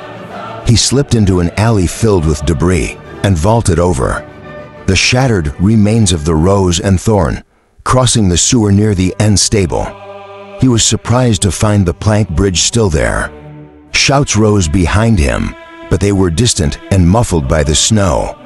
The old feed store was still standing, and with a leap, he caught the windowsill on the 2nd story. If they tracked him through the alley, the soldiers would be briefly baffled by his disappearance. That was all the head start Royce needed. He pulled himself to the roof, crossed it, and climbed down the far side. He took one last moment to obscure his tracks. Before heading west, Royce stood at the edge of the forest, trying to decide between the road and the more direct route through the trees. Snow started to fall again, and the wind swept the flakes at an angle. The white curtain, muted colors, turning the world a hazy gray. The thief flexed his hands. He had lost feeling in his fingers again. In his haste to find Gwen, he had once more neglected to purchase winter gloves. He pulled his hood tight and wrapped the scarf around his face. The northwest gale tore at his cloak, cracking the edges like a whip. He hooked it in his belt several times, but eventually gave up. The wind insisted. The distance to the Wines Abbey was a long day's ride in summer, a day and a half in winter, but Roy said no idea how long it would take him on foot, through snow, without proper gear. It was likely he wouldn't make it at all. Almost everything he had was lost with his horse, including his blanket, food, and water. He didn't even have the means to start a fire. The prudent choice would be the road. The walking would be easier, and he would at least have the chance of encountering other travelers. Still, it was the longer route he chose, the shortcut through the forest. He hoped Gwen had kept her promise and gone to the monastery, but there was only one way to be certain, and his need to see her had grown desperate. As night fell, the stars shined brightly above. A glistening world of white, struggling to navigate around logs and rocks. Hidden beneath the snow, Royce halted when he came upon a fresh line of tracks, footprints. He listened but heard only the wind, blowing through the snow-burdened trees. With an agile jump, he leapt on a partially fallen tree and nimbly sprinted up its length until he was several feet off the ground. Royce scanned the tracks in the snow below him. They were only as deep as his own. Too shallow for a man weighed down by even light armor. Who can possibly be traveling on foot here tonight, besides me, given that the footprints were headed the direction he was going, and Royce wanted to keep the owner in front of him. He followed. The going was less difficult, and Royce was thankful for the ease in his route. When he reached the top of a ridge, the tracks veered right, apparently circling back the way he'd come. "Sorry to see you go." Royce muttered, his breath puffed out in a moonlit fog. As he climbed down the slope, he recalled this ravine from the trip he had taken 3 years earlier with Hadrian and Prince Ulrich. Then as now, finding a clear route had been difficult, and he struggled to work his way to the valley below. The snow made travel a challenge, and once he reached level ground, he found it deep with drift. He hadn't made more than 100 feet of headway before encountering the footprints once more. Again he followed them and found the way easier. Reaching the far side of the valley, he faced the steep slope back up. The footprints turned to the right. This time Royce paused slightly to the left. He could see an easy route. A V-shaped ravine, cleared and leveled by runoff, was inviting. He considered going that way, but noticed that directly in front of him, carved in the back of a spruce tree, was an arrow-shaped marker pointing to the right. The trailblazer's footprints were sprinkled with wood chips. "So you want me to keep following you?" Royce whispered to himself. "That's only marginally more disturbing than you knowing I'm following you at all." He glanced around. There was no one he could see. The only movement was the falling snow.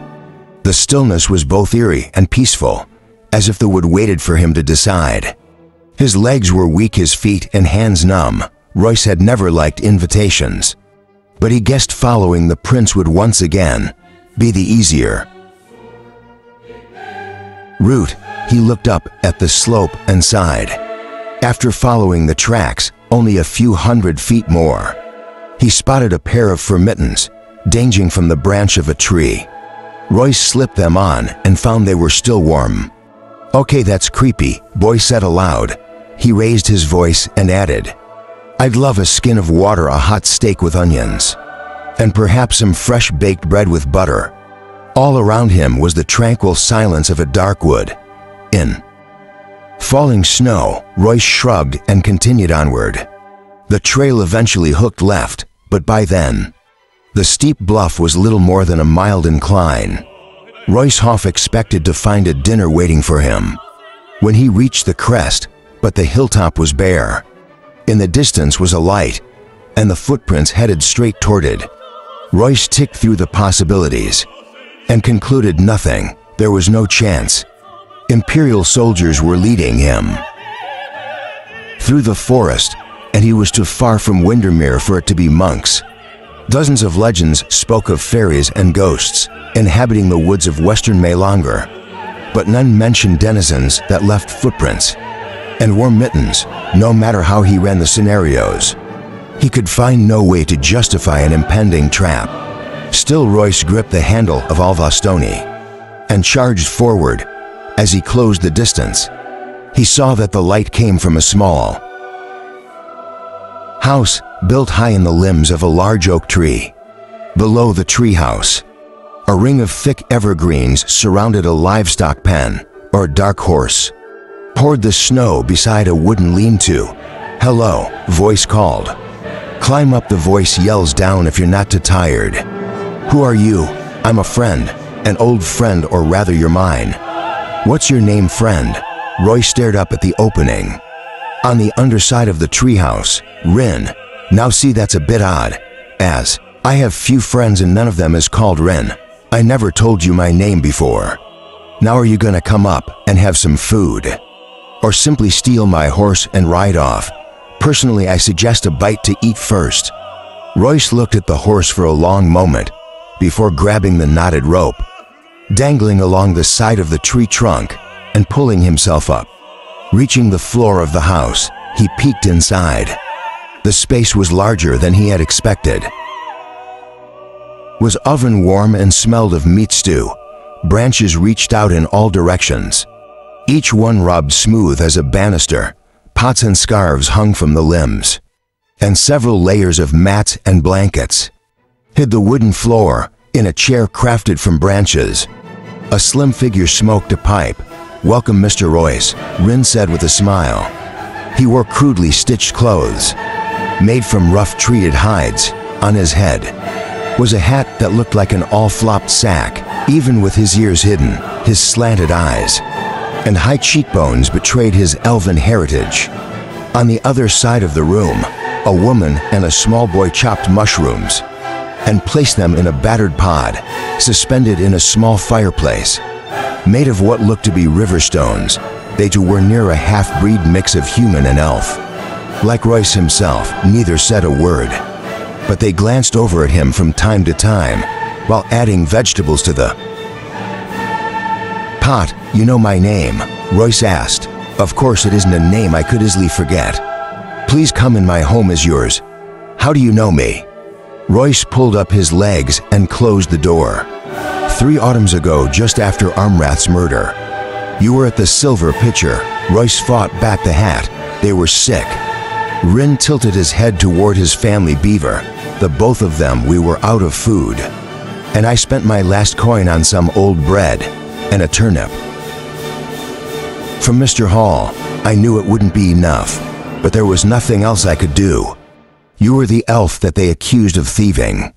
They pulled your hat off. Ren nodded. He puffed on his pipe and said, "You and your friend were organizing a group of men to save the Prince of Melanger. You asked me to join you, promised a reward. A fair share." Roy shrugged. "We needed anyone willing to help. I didn't believe you who of my kind would. No one ever gives fair shares of anything to an elf, but I was desperate when it was over. Drake refused to pay me just as I expected, but you kept your word and forced him to give me an equal share and a horse. You threatened to kill the whole lot of them. If they didn't," he allowed himself a little smile. "Drake handed over the gelding with full tack and never even checked it. I think he just wanted to get rid of me. I left before they could change their minds. I was miles away before I finally got a chance to look. In the saddlebags, fruits, nuts, meat, cheese, pint of whiskey, a skin of cider. Those would have been treasure enough. But I also found warm blankets, fine clothes, hand axe, flint and steel, a knife, and the purse. There were gold tenants in that bag, 22 of them." "Gold tenant, you got Baron Trumble's horse," Re nodded. "There was more than enough gold to buy medicine, and with the horse I got back in time. I prayed I would be able to thank you before I died. And today I got my chance. I saw you in the city, but could do nothing there. I'm so glad I persuaded you to visit. The mittens were a nice touch. Please sit and be my guest for dinner." Royce hung his scarf alongside his cloak on one of the branches and set his boots to warm near the fire.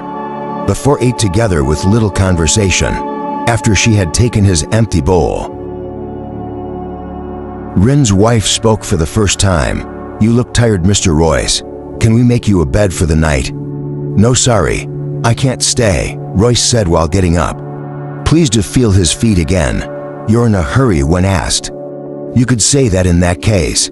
You'll take my horse," Heavenlin said.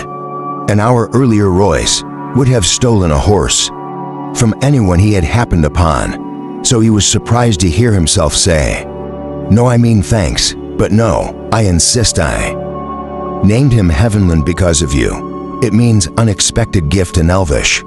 So you see, you must take him." He knows every path in this wood and will get you safely wherever you need to go." Ren nodded toward the boy, who nimbly slipped out the trap door. "You need that horse," Roy said. "I'm not the one charging through the forest in the middle of the night without a pack. I lived without a horse for many years. Right now you need him more than I do. Or can you honestly say you have no use for a mound? Okay, I'll borrow him. I'm riding to the Wines Abbey.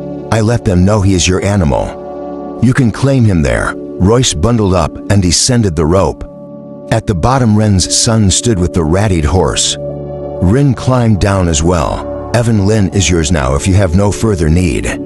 Give him to someone who does. You're crazy," Roy said, shaking his head in disbelief. "But I don't have time to argue."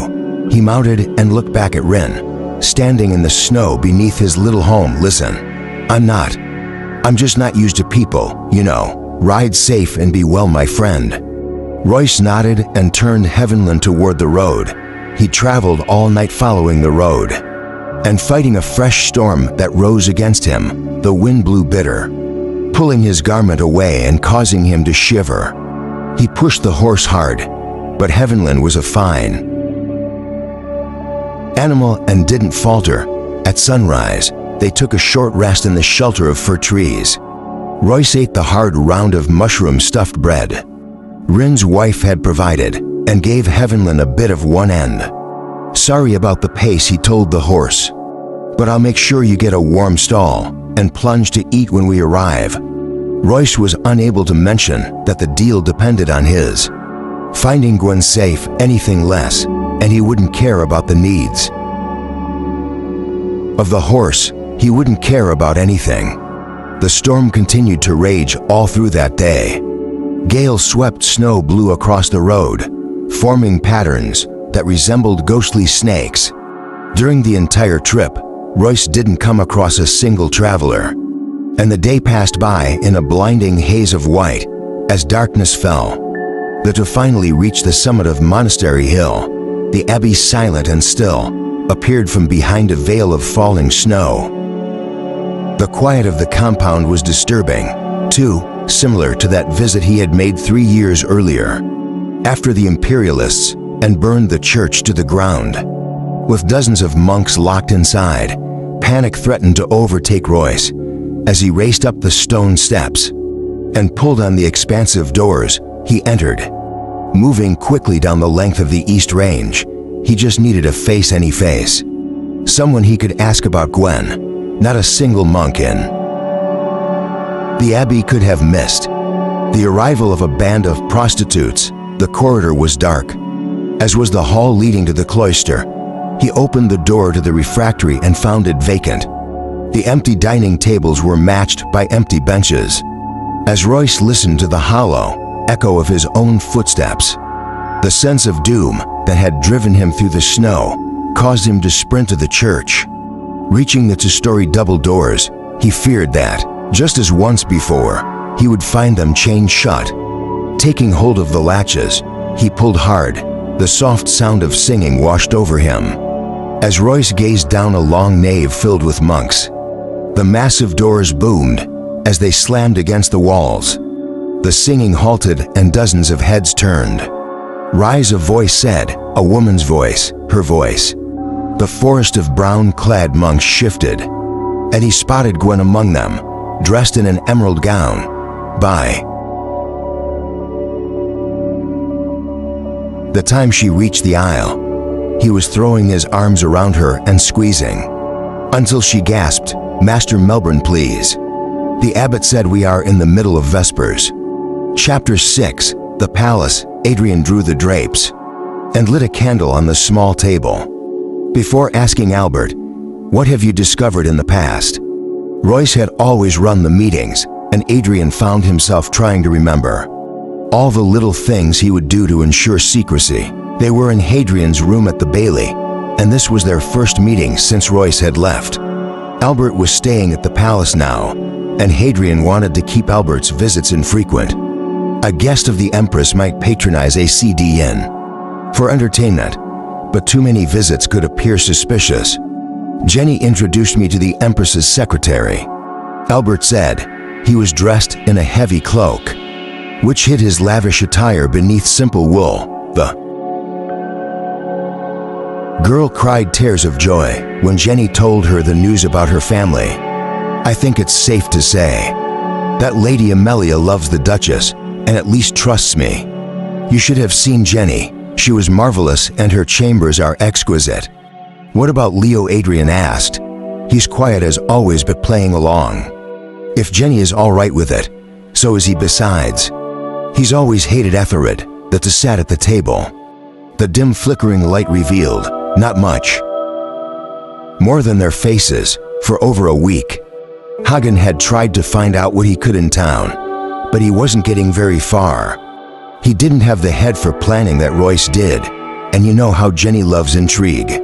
Albert added, anyway, she got me appointed as the official wedding planner.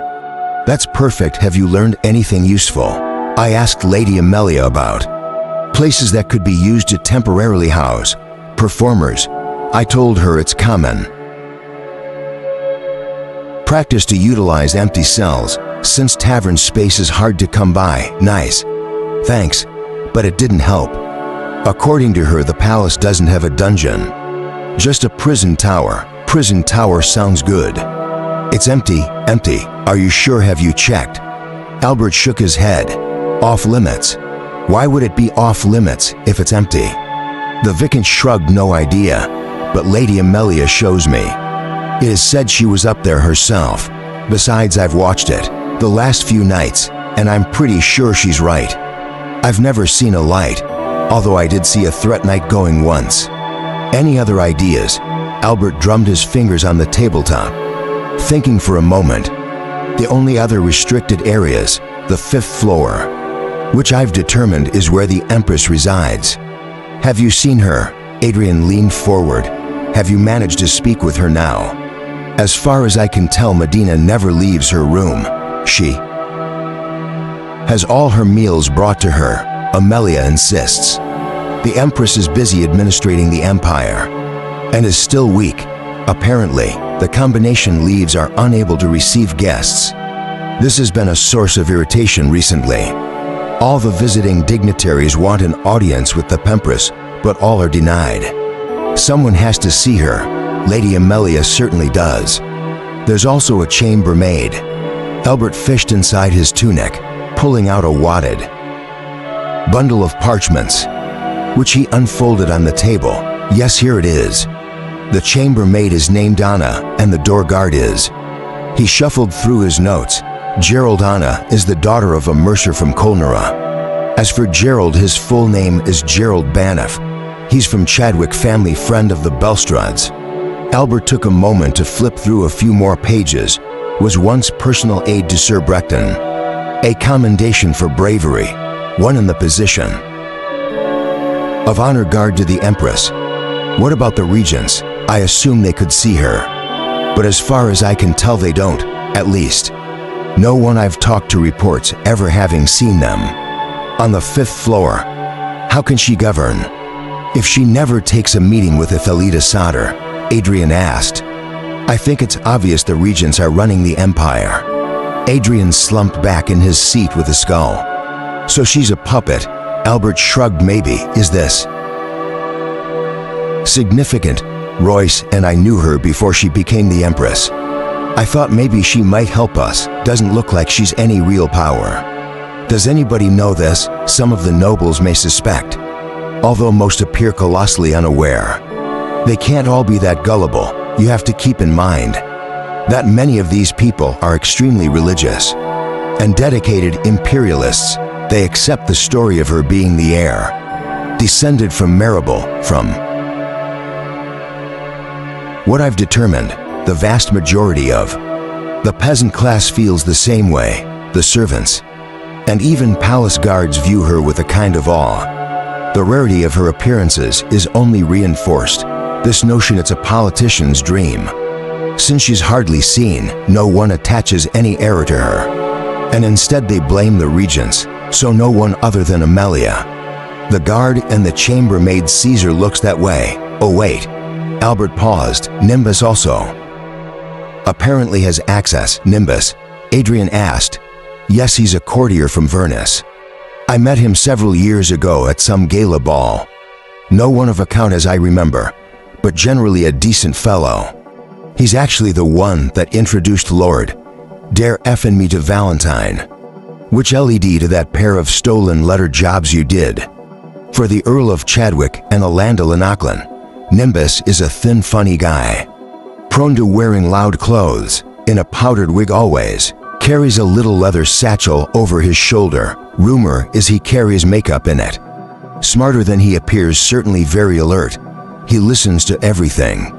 He was hired by Lady Amelia and works as her assistant. So, what is the likelihood you could see the Empress slay him? My suspect. Why? I just told you there's not much chance you can help. Or do you think they're keeping gone to Medina's room? No. Adrian rubbed a hand over the surface of the table amidst the flickering shadows. I'd just like to. I don't know, to see if she's all right, I guess. I sort of promised her father I'd watch out for her. Make sure she was okay, you know. She's the Empress, Albert stated. Or hasn't he heard? He's dead. Oh, Albert paused. I would just feel better if I could talk to her. Are we after gone to the Empress? Adrian scowled. Well, it doesn't look like we're very close to finding where gone is being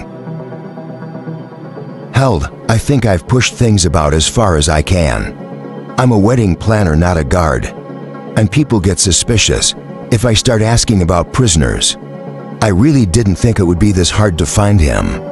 Albert sighed. I'll try again, he said, standing and pulling the drawstrings on his cloak. Hold on a second. When we first arrived, didn't you mention that the palace was recruiting new guards? Yeah, they're expecting huge crowds. Why? Adrian didn't reply right away, staring into the single candle and massaging his calloused palms. I thought I might try my hand at being a man-at-arms again. Albert smiled. I think you're a tad overqualified. Then I ought to get the job. Adrian waited in line among the weak-shouldered, bent-back would-be soldiers. They shifted their weight from foot to foot and blew into cupped hands to warm their fingers. The line of men stretched from the main gate to the barracks office within the palace courtyard. Being the only man with his own weapons and a decent cloak, Adrian felt out of place and forced himself to stoop and shuffle when he walked. Heaps of snow packed the inner walls of the well-shoveled courtyard. Outside the barracks, a fire burned in a pit where the yard guards would occasionally pause to warm their hands or get a cup of something steaming hot. Servant boys made routine trips back and forth to the well or the woodpile, all in buckets of water or slings of split logs. I'm a gruff soldier asked as Adrian entered the dim barracks and stood before a rickety desk. 3 men in thick leather sat behind it. Beside them was a small clerk, whom Adrian had seen once before in the palace, a disagreeable sort, with a balding head and ink-stained fingers. He sat with a roll of parchment, pen and ink. You have a name? The man in the center asked. Baldwin, Adrian said. The clerk scratched the parchment. The end of his feathered quill whipped about, like the trail of an irritated squirrel. Baldwin, eh? Where have you fought? All over, really. Why aren't you in the Imperial Army? You a deserter. Adrian allowed himself a smile, which the soldier did not return. You could say that I left the Nationalists. This caught the ear of everyone at the table, and a few men standing in line. The clerk stopped scribbling and looked up. For some reason they stopped paying me. Pedro added with a shrug, a slight smile pulled at the edges of the soldier's lips. Not terribly loyal, are you? I'm as loyal as they come, as long as you pay me. This brought a chuckle from the soldier, and he looked to the others. The older man to his right nodded, put them on the line. It doesn't require much loyalty to work a crowd. The clerk began writing again, and Hadrian was handed a wooden token. Take that back outside and give it to Sergeant Millet. Near the fire, he'll get you set up. name he called to the next in line. As Hadrian headed back out into the blinding white, unable to see clearly for a moment, Hadrian blinked as his eyes adjusted. He saw Sentinel Louis Sky ride through the front gate. Leading 5 Surrey Knights, the two men spotted each other at the same instant. Hadrian hadn't seen Guy since the death of Fanon, Pickering and Dahlgren, and while he hoped to one day repay Guy for Fanon's death, this was perhaps the worst possible time to cross paths. For a heartbeat neither moved. Then Guy slowly leaned and spoke to the man beside him. His eyes never straying from Hadron. Now Guy growled when the knight hesitated. Hadrian couldn't think of a worse place to be caught. He had no easy exit, no window to leap through, or doors to close. Between him and the gate were 26 men still in line, who would jump at the chance to prove their mettle by helping the palace guard, despite their numbers. Hayden was the least concerned by the guard hopefuls, as none of them were armed. The bigger problem was the 10 palace guards, dressed for battle at the sound of the first clash of swords. The barracks would empty, adding more men. Hadrian conservatively estimated he would need to kill or cripple at least 18 people just to reach the exit. Guy and his 5 Surrey would be at the top of that list. The Surrett's horses would also need to be dispatched for him to have any chance of escaping. Through the city streets, the final obstacle would be the crossbow man on the wall. Among the 8 he guessed, at least 2 would be talented enough to hit him in the back. As he ran out through the gate, "Just don't move, Guy," said with his hands spread out in front of him. He looked as if he were trying to catch a wild horse, and did not advance, dismount, or draw his sword. Just then the portcullis dropped. "There's no escape," Guy assured him. From a nearby door, a handful of guards trotted toward Hadrian, with their swords drawn. "Stop," Guy ordered, raising his hand abruptly. "Don't go near him, just fan out." The men waiting in line looked from the soldiers to Hadrian, and then backed away. "I know what you're thinking, Mr. Blackwater," Guy said in an almost friendly tone, "but we truly have you outnumbered this time." Hadrian stood in an elegantly furnished office on the 4th floor of the palace. Regent Saldo sat behind his desk, fidgeting with a small, bejeweled letter opener shaped like a dagger. The ex-bishop looked slightly older and a bit heavier than the last time Hadron had seen him. Louis Sky stood off to the right, his eyes locked on Hadron. He was dressed in the traditional black armor and scarlet cape of his position, his sword hanging in its sheath. Guy's stands were straight and attentive, and he kept his hands gripped behind his back. Agent didn't recognize the last man in the room. The stranger, dressed in an elegant ganache, sat near a chessboard, casually rolling one of the pieces back and forth between his fingers. "Mr. Blackwater," Sauter addressed Hadrian, "I've heard some pretty incredible things about you. Please, won't you sit?" "Will I be really staying that long?" "Yes, I'm afraid so." "No matter how this turns out, you'll be staying." Hadrian looked at the chair but chose to remain standing. The old man leaned back in his seat and placed the tips of his fingers together. "You're probably wondering why you're here, instead of locked in the North Tower, or at least, why we haven't shackled your wrists and ankles. You can thank Sentinel Guy for that. He's told us an incredible story about you. Aside from murdering Surrey Knights, the only murder that day was fun and Pickering. Hadrian said the Surrey attacked us. Well, who's to say who did what when? Still, the death of a Surret demands a severe penalty. I'm afraid it's customarily an executable offense. However, Sentinel Guy insists that you are a test law, the only Tesla. Then that is an unusual extenuating circumstance. Now, if I recall my history lessons correctly, there was only one Tesla to escape the destruction of the old empire. Garish Gree lad, who had taken the heir of Navrin into hiding. Legend claims that the test law skills were passed down from generation to generation. To protect the bloodline of the Emperor, the Pickerings and the Kildares are each said to have discovered just a single one of the Teshlor disciplines. These jealously guarded secrets have made those families renowned for their fighting skills. A fully trained Tesla would be, well, invincible in any one-on-one competition of arms. Am I correct? Adrian said nothing. In any case, let's assume for the moment that Guy is not mistaken. If this is so, your presence presents us with an interesting opportunity, which can provide a uniquely mutual benefit. Given this, we felt it might encourage you to listen. If we treated you with a degree of respect by leaving you free. The door burst open and Regent Ethered entered. The stocky barrel-chested man was dressed in elaborate legal vestments of velvet and silk. He'd looked older, and the former king's once trim physique spotted a bulge around the middle. Gray invaded his mustache and beard in patches, and left white lines in his black hair after pulling his cape inside. He slammed the door shut. So this is the fellow, I take it, he said in a booming voice as he praised Hadrian. Don't I know you? Seeing no reason to lie, Adrian replied. I once served in your army. That's right, Ifard said, throwing up his hands in a large animated gesture. You were a good fighter too. You held the line at, he snapped his fingers repeatedly. At the Graven River ford. Of course, he slapped his thigh.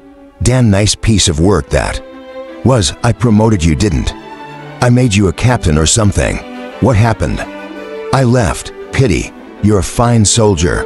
Athrode clapped Adrian on the shoulder. Of course he is, Lannis. That's the whole point, Sodder reminded him. Ethelwood chuckled, then said, to true. So has he accepted? We haven't asked him yet. Ask me what? Adrian, we have a little problem, Ethelred began. As he spoke, he paced back and forth between Saldo's desk and the door. He kept his fingers on his left hand, tucked in his belt behind his back, while using his right to assist him in speaking. Like a conductor uses a baton, his name is Archibald Valentine. He's a sniveling little weasel. All of the Valentines have been worthless, pitiful excuses for men. But he's also the Earl of Chadwick, so by virtue of his birth, he rules over a province that is worthless in all ways. Except one. Chadwick is the home to Lord Belsred, whose eldest son, Sir Bratchton, is very likely the best knight in. Even when I say best, I mean that in every sense of the word. His skill at arms is unmatched, as are his talent for tactics and his aptitude for leadership. Unfortunately, he's also loyal to a fault. He serves Archie Valentine, and only Archie. Bethara crossed the room and took a seat by hopping onto Salvador's desk, causing the old man to flinch. I wanted Bracton as my general, but he refuses to obey the chain of command and won't listen to anyone except Archie. I can't waste time filtering all my orders through that. Pissin' so, we offered Bracton a prime bit of land and a title to abandon Valentine. But the fool wasn't interested. The war is over, or soon will be. Adrian pointed out, you don't need Brexton anymore. That is exactly correct, Sodder said. There was something in the detached way he spoke that chilled. Hadrian, even without a war, we still need strong men to enforce order, Ethelred explained. Picking up the glass figurine from Saldo's desk, he began passing it from hand to hand. Saldo's jaw clenched as his eyes tracked each toss. When Braxton turned us down, Archie threatened to use his knight and the royalists against us. Can you believe that? He said he would march on the Quester. He thinks he can challenge me, the little soul. Bethel had slammed the figurine down on the desk, shattering it. Oh, sorry, Sully. Sodder sighed, but said nothing anyway. Ethelred went on dusting off his hands so that bits of glass rained on the desk. Who could have guessed a knight would turn down an offer to rise to the rank of Marquis and command the whole kingdom as his thief, the piss-proud Pillock? And what's he doing it for? Loyalty to Archie Valentine, who hates him, always has. It's ridiculous. Which brings us to why you're here. Mr. Blackwater, Sauter said, use the lace handkerchief to gingerly sweep the broken glass off his desk into a wastebasket, as much as I would like to take credit for it. This is all Guy's idea, sold or nodded toward the sentinel. Guy never changed his wooden stance, remaining at attention as if it were his natural state. Finding you in our courtyard. Guy understood that you can solve our little problem. With Subradectin, I'm not following, Adrian said. Sauter rolled his eyes. We can't allow Brexton to reach his army. At Drondel Fields, we would be forever at the mercy of Archie. He would dictate any terms, so long as Brexton controls the loyalty of the army. Adrian's confusion continued and Bethlera chuckled. Poor Sully, you deal too much in subtlety. This man is a fighter, not a strategist. He needs it spelled out. Turning to Hedron, he said, Brexton is a capable warrior, and we had no hope of finding anyone who would defeat him until Guy pointed out that you are the perfect man for the job. To be blunt, we want you to kill Sir Brexton. The Wintertides tournament will start in just a few days. Soldier continued. Brexton is competing on the joust, and we want you to battle him and win. His lance will be blunted, while yours will have a war point, hidden beneath a porcelain shell. When he dies, our problem will be solved. And exactly why would I agree? Like the good Regent explained. Guy said killing Sirette is an executable offense. Plus, Catherine put in as a token of our appreciation. We will sweeten the deal by paying you 100 solid gold tenants. What do you say? Adrian knew he could never murder Brexton. While he had never met the man, he was familiar with Brexton's younger brother Wesley, who had served with Royce and Adrian on the Emerald Storm. The young man had died in battle, fighting beside them at the Palace of the Four Wines. A sacrificial charge had saved their lives. No man had ever proven himself more worthy of loyalty. And if Brexton was half the man his younger brother was, Adrian owed him at least one life. What can he say? Sauter answered for him. He has no choice. I wouldn't say that, Patron replied. You're right, I am a trained Tesla, and while you've been talking, I've calculated 8 different ways to kill everyone in this room 3, using nothing more than that little letter opener Regent Soldier has been playing with. He let his arms fall loose and shifted his stance. This immediately set Athalit and Guy, the two fighters, on the defensive. Hold on now. Soldier's voice wavered and his face showed strain. Before you make any rash decisions, consider that the window is too small to fit through, and the men in the corridor will not let you leave. If you really are as good as you say, you might take a great many of them with you. But even you cannot defeat them all. You might be right, we'll soon find out. Are you insane? You're choosing death. Sold or erupted in frustration. We are offering you gold and a pardon. What benefit is there in refusing? Well, he does plan on killing all of you. The man with the chess piece spoke for the first time. A good trade, really. Forfeiting one knight to eliminate a knight, the bishop and the king. But you offered the man the wrong incentive. Give him the princess. Give what? Sauter looked puzzled. Cool, Arista. You have any other princess I'm not aware of? Arista, Adrian asked. The princess of Melangara is here. Yes, and they plan to execute her on Wintertide, the man answered.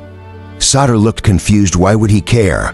Because Hadrian Blackwater and his partner, Royce Melbourne, better known as Rera, have been working as the royal protectors of Melanger. They've been instrumental in nearly every success either Ulrich or his sister has had over the last few years, I suspect. They might even be friends with the royal family now. Well, as much as nobles will permit friendship with commoners. Adrian tried to keep his face neutral and his breathing balanced. They have a rooster. How do they capture her? Was she hurt? How long have they been holding her? Who is this man? You see, Your Grace, Mr. Blackwater is a romantic at heart. He likes his honor upheld and his quests worthy, killing an innocent knight, particularly one as distinguished as Brecton would be. Well, wrong, saving a damsel in distress. On the other hand is an entirely different proposition. Would that be a problem? Hathrat asked Salder. The regent thought a moment. The girl has proven resourceful and given us more than half. Fair share of trouble, but Medford is destroyed.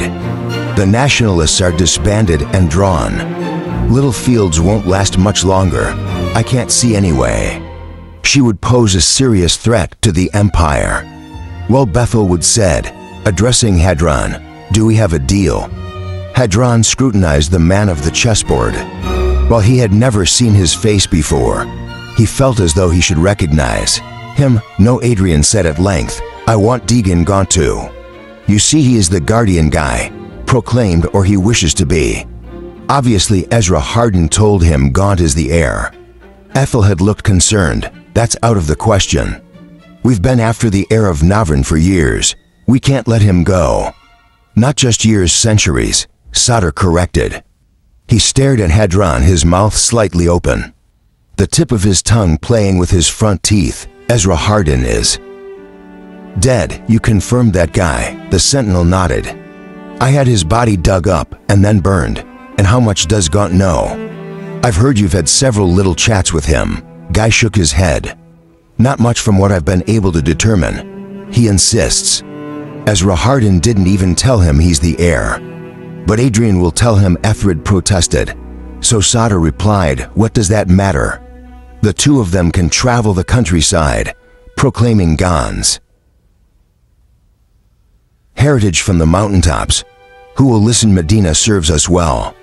The people love and accept her as the unquestionable true heir of Navran. She slew the Galara brain after all. If they tried to convince people that Gaunt is the heir, they'll get no support from the peasants or nobles. The concern was never Deegan per se, but rather what Ezra Hardin could do by using him as a puppet. Right, with the wizard gone is no real threat. I am not certain the Patriarch will approve. Guy said, the Patriarch isn't here. Having a standoff with a test law, is he? And what about God's children? Our grandchildren decades from now, they may attempt to regain their birthright. We have to concern ourselves with that. Why worry about problems that may never occur? We're at a bit of an impasse, gentlemen. Why don't we deal with our present issues and let the future take care of itself? What do you say, Lannis? Ethelwood nodded. Sauter turned to Hadrian.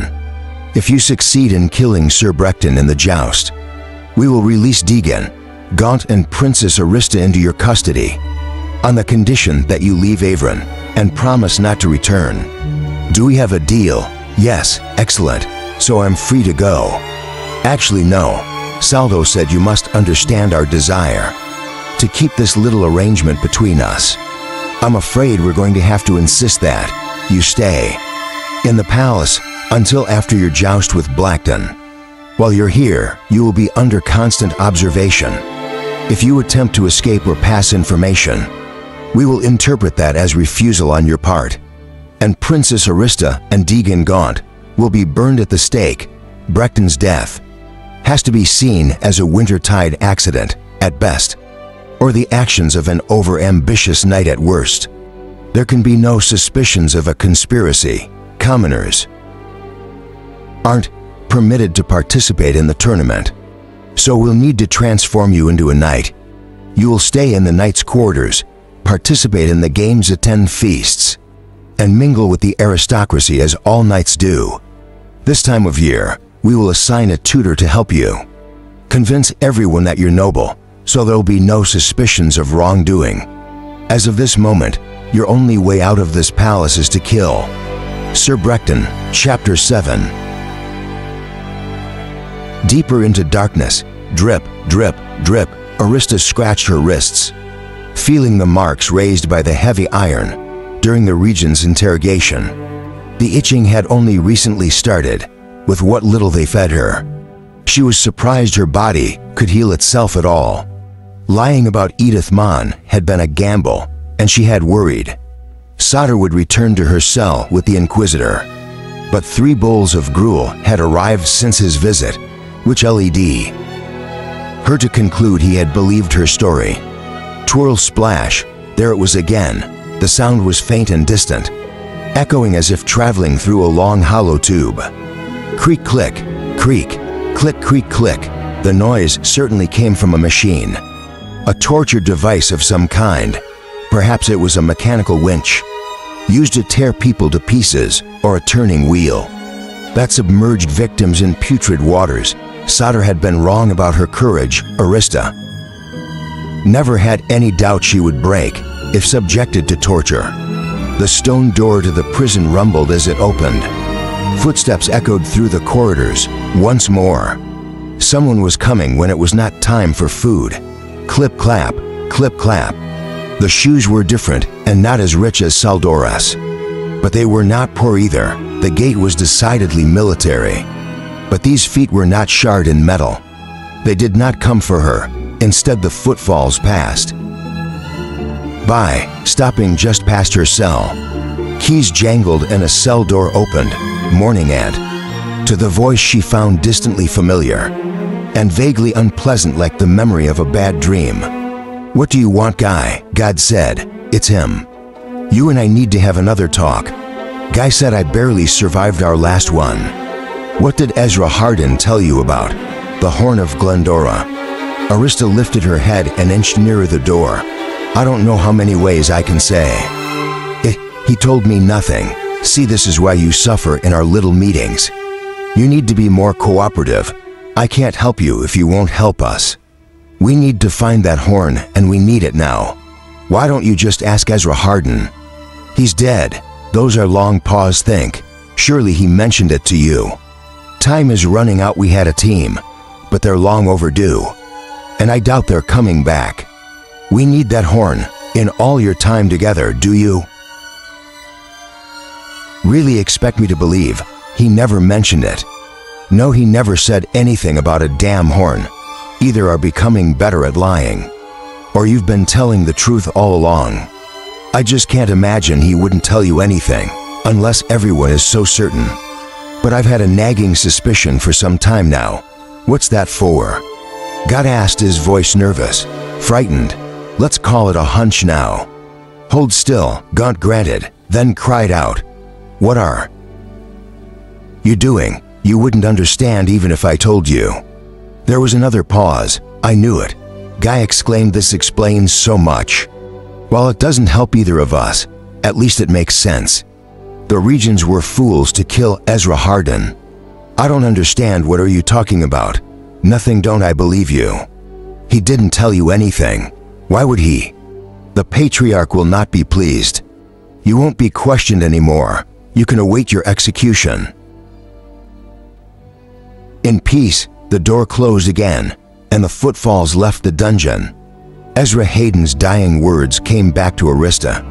"Find the Horn of Glendora. Need the heir to find it. Buried with Navrin and Precipix. Hurry at wintertide. The Ulivermar ends. They will come without the horn. Everyone dies." These words had brought Arista to a quest in the first place, and were the reason she had risked her and Hilford's lives trying to save God. Now she wants more, tried to understand just what Ezra Hayden had meant by them. Drip, drip, drip. The protruding bones of Arista's hips, knees and shoulders ached from bearing her weight on the stone. Her fingernails had become brittle and broken, too exhausted to stand or sit upright. Arista struggled even to turn over despite her weakness. She found it difficult to sleep and lay awake for hours.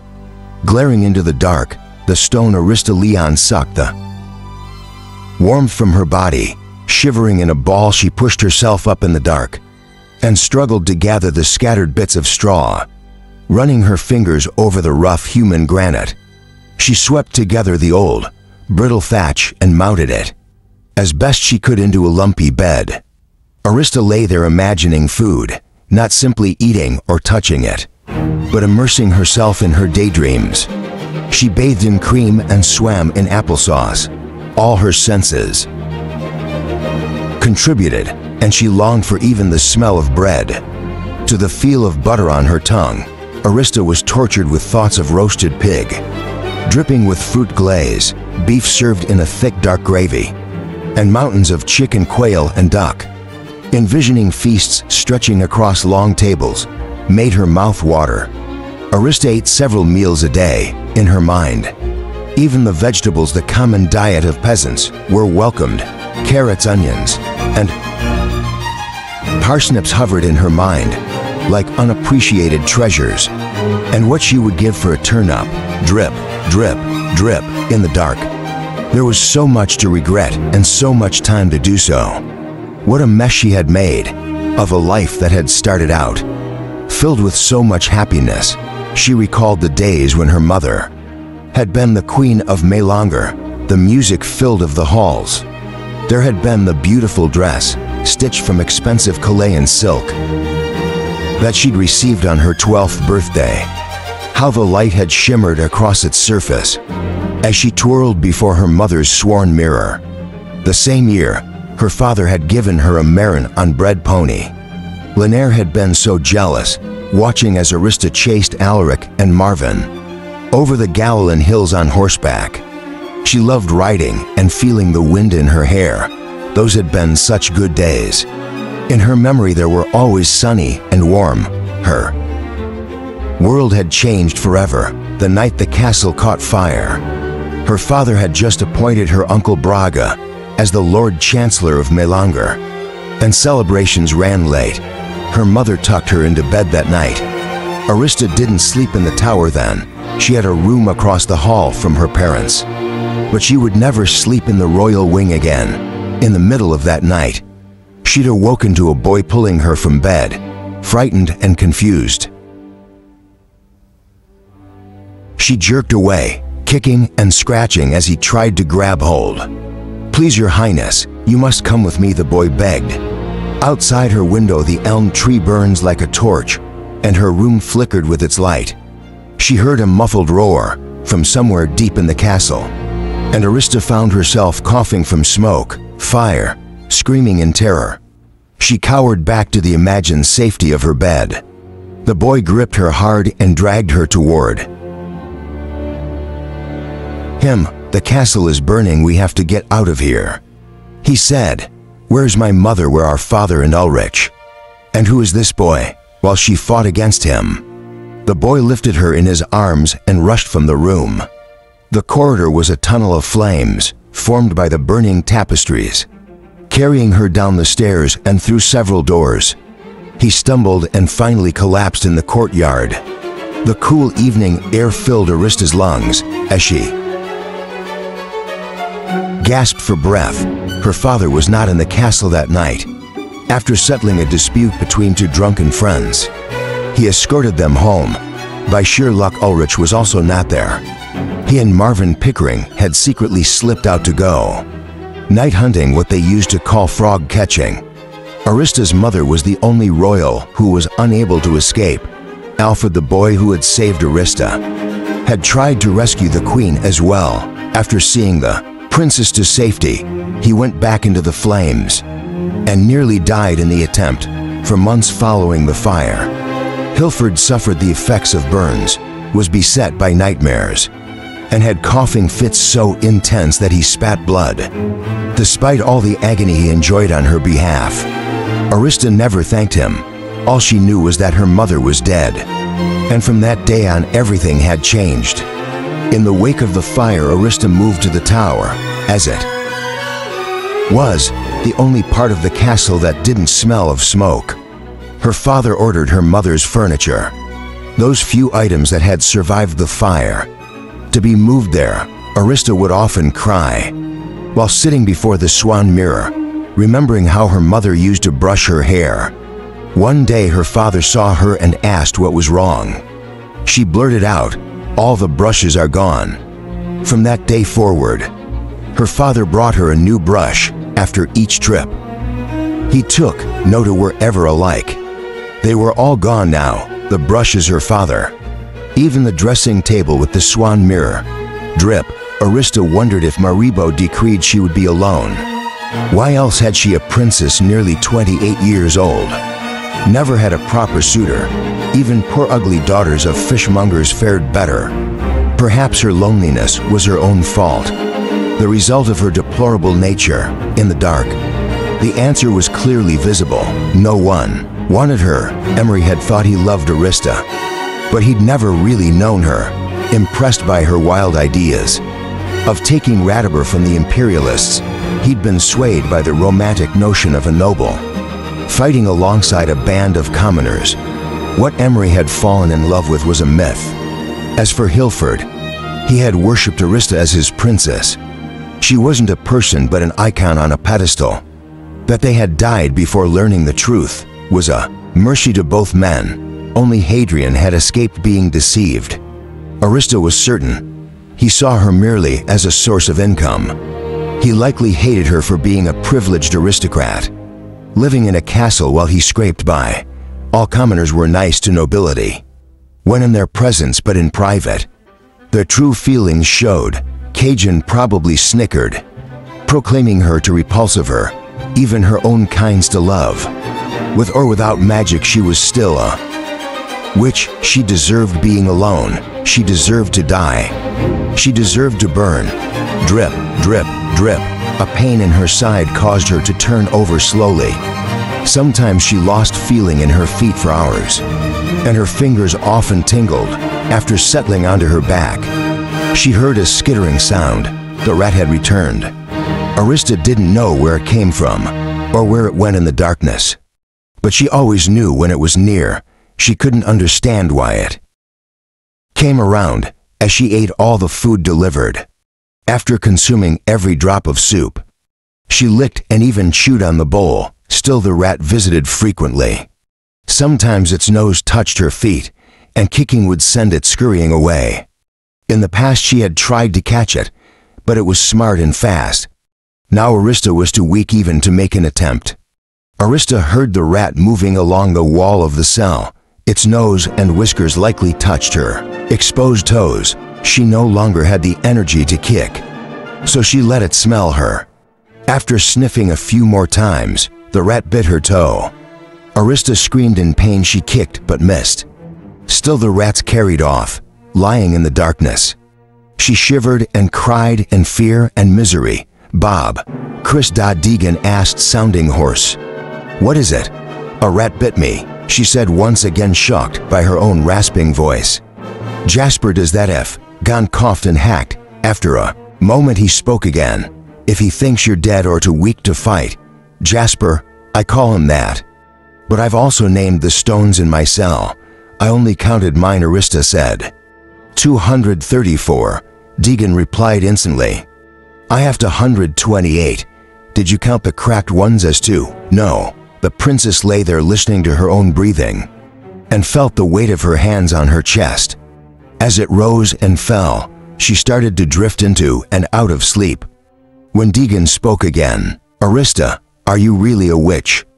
Can you do magic?" "Yes," she said, "but not in here." Arista didn't expect him to believe her, and had been doubting her own powers. After being cut off from them for so long, ruins lined the walls of the prison. There were the same markings that had prevented Esarhaddon from casting spells while incarcerated in Gutara. But her stay would not last 1,000 years.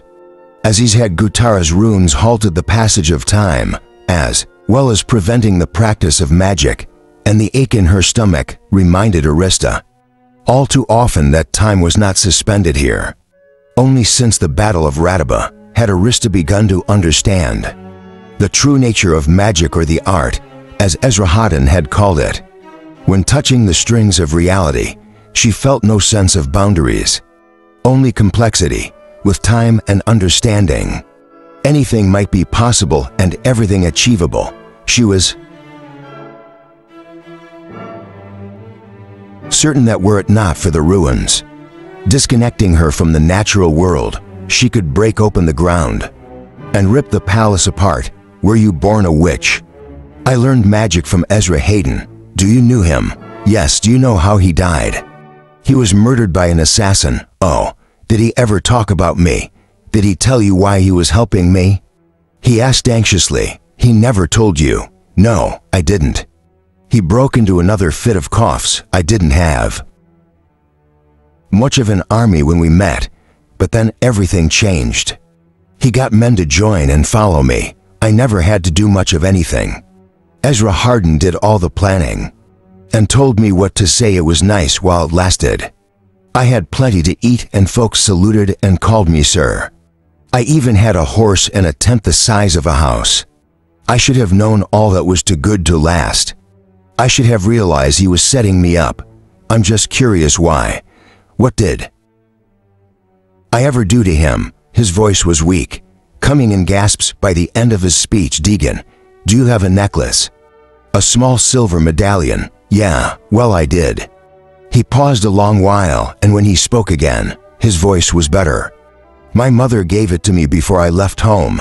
My good luck charm. They took it when they put me in here. Why do you ask? Because you are the heir of Navran. That necklace was created by Ezrahata nearly 900 years ago. There were two of them, one for the heir and one for the guardian. Trained to defend him, for generations they protected the wearers from magic and hid their identities. Ezra Hayden taught me a spell that could find those who wore them. I was the one who helped him find you. He's been trying to restore you to the throne. Deegan was quiet for some time. If I have a guardian, where is he? I could use one right now. The waves of self-loathing washed over her again. His name is Hadrian, oh Deacon. It's all my fault. He doesn't know where you are. Ezra Hardin and I were going to find you and tell him. But I messed it all up after Ezra Hardin's death. I thought I could get you out on my own. I failed. Yeah, well, it's only my life. Nothing important. There was a pause then. Arista, yes. What about that thing guy? Mentioned that horn. Did Ezrahata never mention it to you? If we can tell them something about it, maybe they won't kill us. Arista felt the hair on her arms stand up. Is this a trick?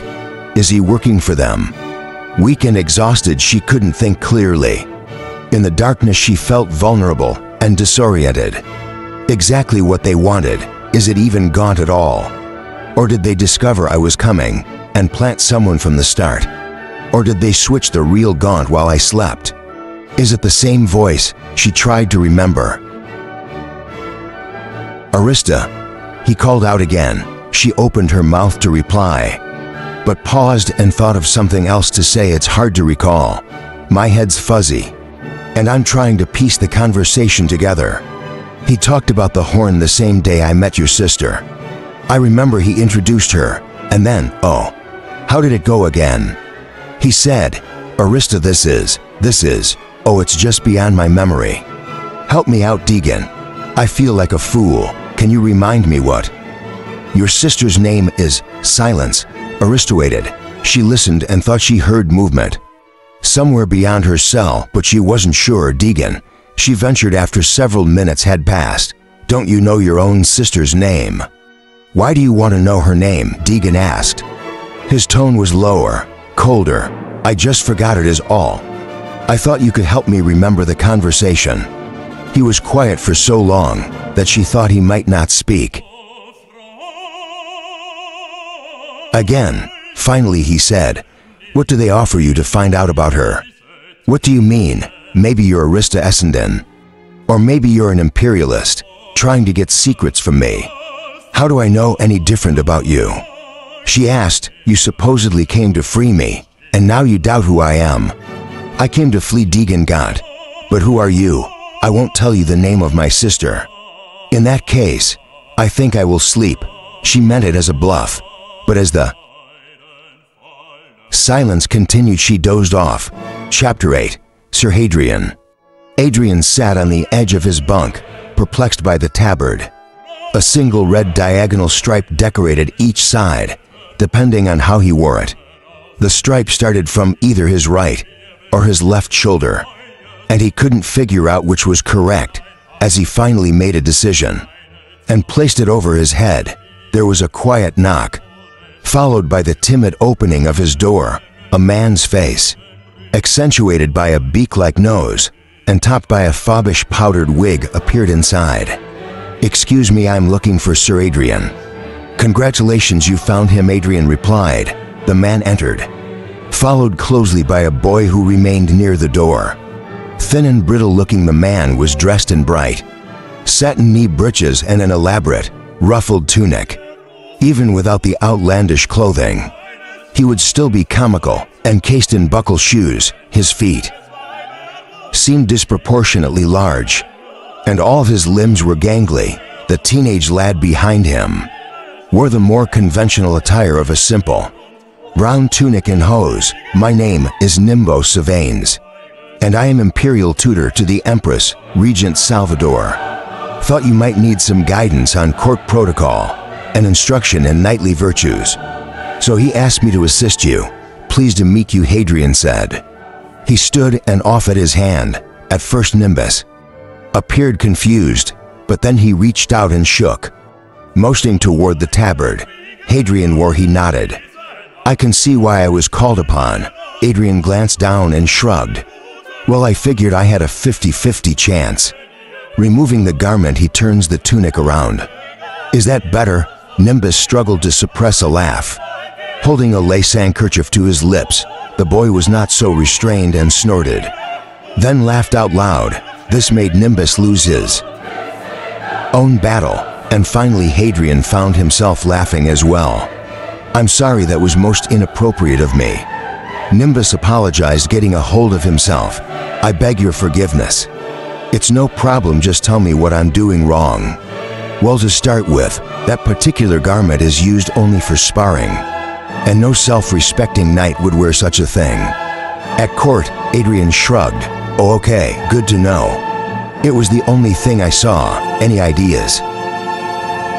Members walked to a drape behind of the bunk and flung it aside, revealing an open wardrobe filled with tunics, jackets, coats, capes, jerkins, gambersons, vests, doublets, baldricks, belts, breeches, shirts, hose, boots, and shoes. Adrian looked at the wardrobe and frowned. "So how was I supposed to know all that was there?" "Why don't we begin by getting you properly dressed?" Nimbus suggested, an emotion for Adrian to pick something. He reached toward a pair of wool pants, but a cough from Nimbus stopped him. "No," Adrian asked. Nimbus shook his head. "Okay, what do you think I should be wearing?" Nimbus considered the wardrobe for several minutes, picking out various pieces, comparing them, putting one back and then choosing another. He finally selected a white shirt, a gold doublet, purple hose, and shiny black shoes with brass buckles. He laid them out on the bunk. "You're joking," Adrian said, staring at the array. "That's your best choice. I'm not sure gold and purple are for me. Besides, what's wrong with ball pants? Those are for hunting and, like the tabard, not appropriate for dress at court. Gold and purple complement each other. They announce you are a man that makes no excuses." Patron held up the clothes with the grimace. "They're loud, disturbingly loud. They exude refinement and grace." Numbers corrected. "Quality is, if you don't mind me saying, from which you could benefit. I know knights in the field dress in order to bully rabbusers and brigands, and under such circumstances, it's appropriate to select garments based on certain utilitarian qualities." He took an appraising look at Hadrian's attire. "But you are at the palace now, competing with a higher class of thug. A strong arm and loud voice will not be enough. You need to sell yourself to the knights you wish to intimidate, to the ladies you wish to bed, to the lords you wish to impress, and to the commoners who will chant your name during the competitions. This last group is particularly important, as it will raise your stature with the others. An idea talented in combat may stay alive, but it is the one talented in persuasion who wins. The king's daughter for his wife, and retires to a vast estate. Truly successful knights can obtain multiple thieves and enter the twilight years, as wealthy as any count or earl." Members lowered his voice. "Regent Saldar mentioned that you might be a bit rough around the edges." He paused briefly. I think we can both agree I have not been misled. It may take some doing to refine your mannerisms. So in the meantime, I plan to overcompensate with clothing. We'll blind everyone with dazzle, so they won't see the dirt on your face. Adrian reached for his cheek. That was a metaphor, Numbers informed him. Although now that I look at you, a bath is certainly in order. Bath, it's freezing outside. It's supposed to groom me, not kill me. You may be surprised to discover that, in civilized society, we bathe indoors in tubs with heated water. You might even find it enjoyable. Turning to the boy, Nimbus ordered Brenwick, run and fetch the tub. And get some others to help carry buckets. We'll also need a bristle brush, soap oils, and oh yes, scissors. The lad ran off and quickly returned with a small army of boys, carrying a wooden tub. They left and returned with buckets of hot water. After filling the tub, all the boys left except Renwick. It beautifully stood beside the door. Ready for further requests, Adrian undressed and tested the water with a hesitant foot. Are you versed in the basic concept of bathing, or do you need me to instruct? You, Nimbus asked. Adrian scowled at him. I think I can handle it, he said, settling into the water. The tub overflowed and created a soapy mess. He grimaced. Sorry about that. Nimbus said nothing and turned away to give Hadrian a modicum of privacy. The hot bath was wonderful. Hadron had been assigned an interior chamber, selected no doubt for its lack of windows. There were a simple bed, 2 wooden stools, and a modest table, but no fireplace, which left the chamber chilly if he was desperate. There was a large hearth in the common room at the end of the hall, which also spotted carpets and a chess set. But despite the cold, Hadron preferred to remain in the isolation of his private room. Having not felt comfortably warm in days, Adrian sank lower to submerge as much of himself as possible. Are these yours? Nimbus asked, noticing Hadrian's weapons resting in the corner of the room. Yes. And I know they're worn and dirty just like me. Members lifted the spadoni, still encased in the leather baldric, with a noticeable degree of reverence, turning it over gingerly. He ran his fingertips along the hilt, grip, and pommel. This is very old, he said, almost to himself. Wrong sheath, though. He laid the sword across the foot of the bed. I thought you were a courtier. What do you know about swords? You learn that there are many weapons at court. Survival in the maelstrom of the body politic requires being able to size up another by what little they reveal to you. Adrian shrugged. It's the same in combat. Court is combat, Nimbus said, only the skills and setting differ. So how would you size me up? Regent sold or told me. Your background is completely confidential, and that divulging anything would result in my not to painless demise. The only information he provided was that you were recently knighted. He refrained from any detail about your station or ancestry. The regent merely mentioned you are lacking refinement and instructed me to ensure you fit seamlessly into the wintertide festivities. Adrian kept an unwavering stare on the tutor. You didn't answer the question. Member smiled at him. You really want to know, don't you? You aren't toying with me. Adrian nodded. The tutor turned to the page. Renwick, yes, sir. Fetch, sir. Hadron, a cup of wine from the steward in the kitchen. There's wine in the common room, sir. And its closer. Nimbus gave him a stern look. I want some privacy, Renwick. Oh, I see. Of course, sir. Very well then. Nimbus said after the boy had left. He pursed his lips and tapped them several times with his index finger before continuing. The truth of the matter is that you are not a knight. You haven't even served as a squire, groom, or page. I doubt you've ever set foot in a proper castle for more than a few minutes at a time. However, and this is the important point, you are indeed noble. Adrian paused in his scrubbing. And what makes you think that? You didn't know where the wardrobe was. You've never taken a bath in winter. You shook my hand when we met and apologized for spilling your bath water. These are most certainly not the actions of a knight, raised from birth to feel and act superior to others. Adrian sniffed the scented soap and discarded it. Most telling, however, was the handshake itself. You offered it as a simple gesture of greeting. There was no agenda, no flattery, no insincerity. There also was no insecurity or sense that, by virtue of my clothes and mannerisms, I was your better Howard considering. As I now know, you are not raised a noble. Nimbus looked back at the sword resting on the bed. It's an heirloom, isn't it? Picking up a bottle of oil. Adrian pulled the cork and deemed it acceptable. He added a bit to the bristles of the brush. I got it from my father. The tutor ran his hand along the sheathed blade. This is a remarkable weapon.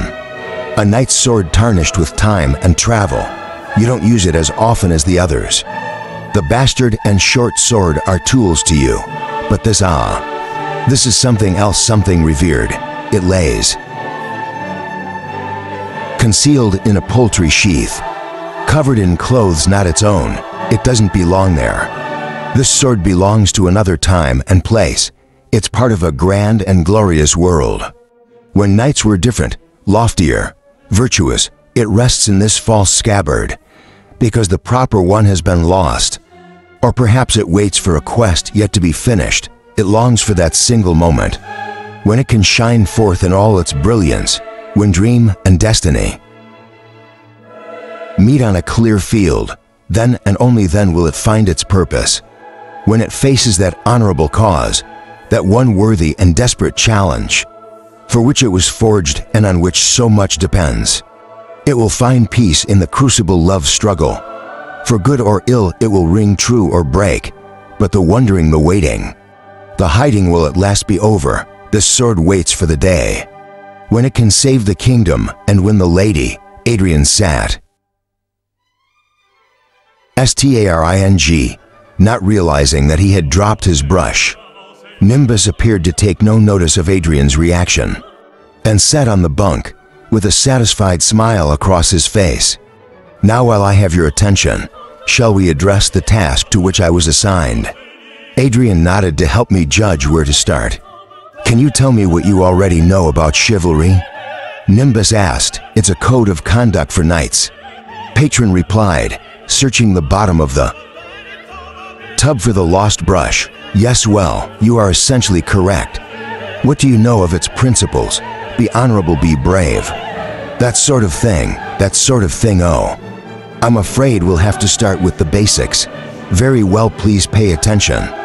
And don't forget to scrub the bottoms of your feet. Pedrian frowned but lifted a foot. The knightly virtues derive themselves from a standard of ethics, passed down from the original empire. There are 8 such virtues. The first is proficiency. It's the easiest to achieve, as it merely means skill at arms, and can be obtained through practice and observation. Judging from the wear on your weapons, I trust to have a solid understanding of this virtue. I'm able to hold my own. Nimbus nodded. Excellent. Next is courage, one of the most important virtues. Courage, however, is not so cheaply bought, as by charging against overwhelming odds. It can take many forms. For instance, the bravery to choose life over death, especially if that means living with loss, or the will to risk all for a cause, too noble to let perish. Courage can even be found in surrender, if doing so will mean the survival of something too valuable to lose. The third virtue of a knight is honesty, to possess honor. A man must first strive to be honest to men, to women, to children, to great and to small, to the good and to the villainous, but mostly to himself. A knight does not make excuses. Hagen made an extra effort to keep his eyes focused on scrubbing his feet. Integrity is a virtue that comprises both loyalty and honor. Possessing integrity often means adhering to a pledge or principle. Loyalty to a sovereign is the mark of a goodly knight. However, integrity can also mean defending those in need who cannot help themselves. A knight should always work for the good of the king. Third, the betterment of the kingdom. Second, but always place what is right first. How does a knight know what is right? Adrian interrupted. He put down the brush, letting his foot slip back to the bottom of the tub. I mean, what if I'm forced to choose between two evils? Someone could get hurt no matter what I do. How do I decide? True nobility lies in the heart. You must do what you know to be right. How do I know I'm not being selfish? That brings us to the next virtue, faith. Faith is not simply a belief in the tenets of the church, but a belief in virtue itself. A knight does not find fault. A knight believes in the good of all men, including himself. He trusts in this belief. A knight is confident in the word of others, in the merits of his lord, the worth of his commands, and in his own worth. Adrian nodded, though the words do not help ease his conscience. Generosity is the sixth virtue. An knight should show bounteousness to all, noble and commoner alike. More important than generosity of wares is a generosity of spirit. A knight believes the best of others and always extends the benefit of doubt. A knight does not accuse, he does not assume wrongdoing. Still, a knight grants no benefit to himself and always questions if he is at fault. Respect is the virtue concerning the good treatment of others. A knight is not thoughtless. He doesn't harm through recklessness. He seeks not to injure by lazy words or foolishness. A knight does not mimic the bad behavior of others. Instead, he sees it as an opportunity to demonstrate virtue. By contrast, Nimbus paused. I don't think you need worry too much about this one either. He offered a smile before continuing. The final virtue is sincerity, which is elusive at best.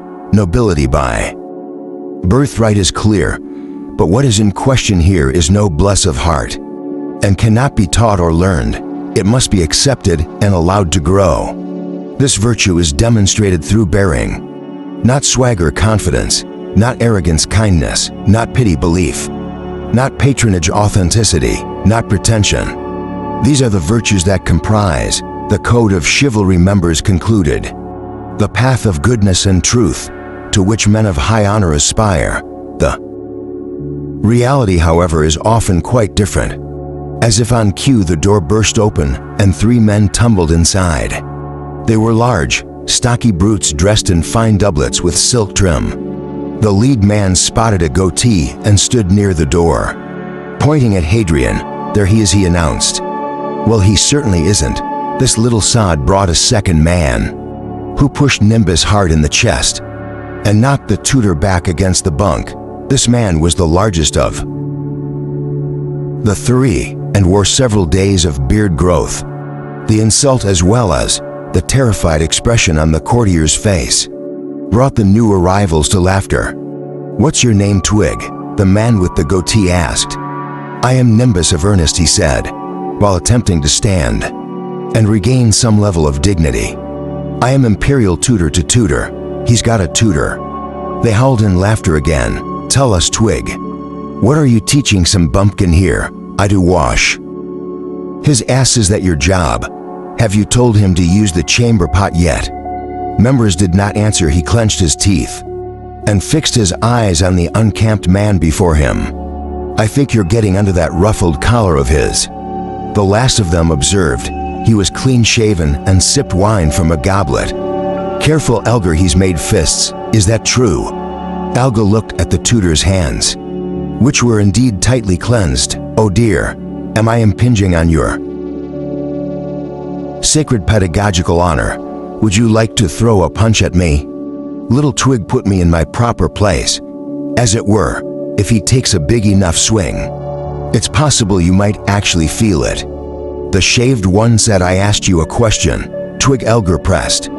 If you don't mind, we'll continue this another time. Nimbus said to Adrian, it would seem you have guests. Elgar blocked the tutor's path as he tried to leave and shoved him again, staggering backward. Members fell onto the bed. Leave him alone, Adrian ordered as he stood and grabbed a towel. Our son Pumpkin in all his regal glory, proclaims the man with the goatee, pointing. Well, not that regal. I'm certainly not that glorious. Who are you, patron demanded, stepping out of the tub. And wrapping the tile around himself, I am Samarthus. And the gent with the handsome face beside me. Here is Sir Gilbert over there, that dashing fellow. Holding the pleasant conversation with the twig is none other than Sir Elgar. We are the 3 finest knights of the realm. As you will soon discover, we wanted to welcome you to the palace, deliver you a fun tiding, and wish you luck on the field. As luck is all you'll have, members snorted. They are here because they heard a bath was ordered, and wanted to see your scars, knowing nothing about you. They came to see if you have any fresh bruises or recent wounds they might take advantage of on the field. Also, they are trying to intimidate you, as a man in a tub is at a disadvantage. Intimidation can frequently win a contest. Before it starts, Sir Elgar grabbed hold of Nimbus, pulling him up by his tunic. Talkative little bastard, aren't you? He raised a fist, just as a sopping towel slammed into his face. Sorry, Elgar, is it? Adrian asked. Just got done drying my ass, and noticed a smudge on your face. Elgar threw off the towel and drew his sword. In just 2 steps, the knight cut the distance to Hadron, who stood naked and unflinching, even as Elgar raised the blades tipped toward his throat. Brave bugger, I'll give you that much, like I said. But that just means you'll be an easier target. Along the fence, you might want to save that water. You'll need it after I put you in the mud. Sheathing his sword, he led his friends from the room, nearly colliding with Renwick, who stood outside the door holding a goblet of wine. You all right, Hadron asked, grabbing a fresh towel. Yes, of course, Nimbus replied in an unsteady voice. He smoothed the material of his tunic. Your wine, Sir, Renwick said to Hadron with add pause.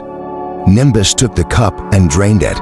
As I was saying, the reality can be quite different.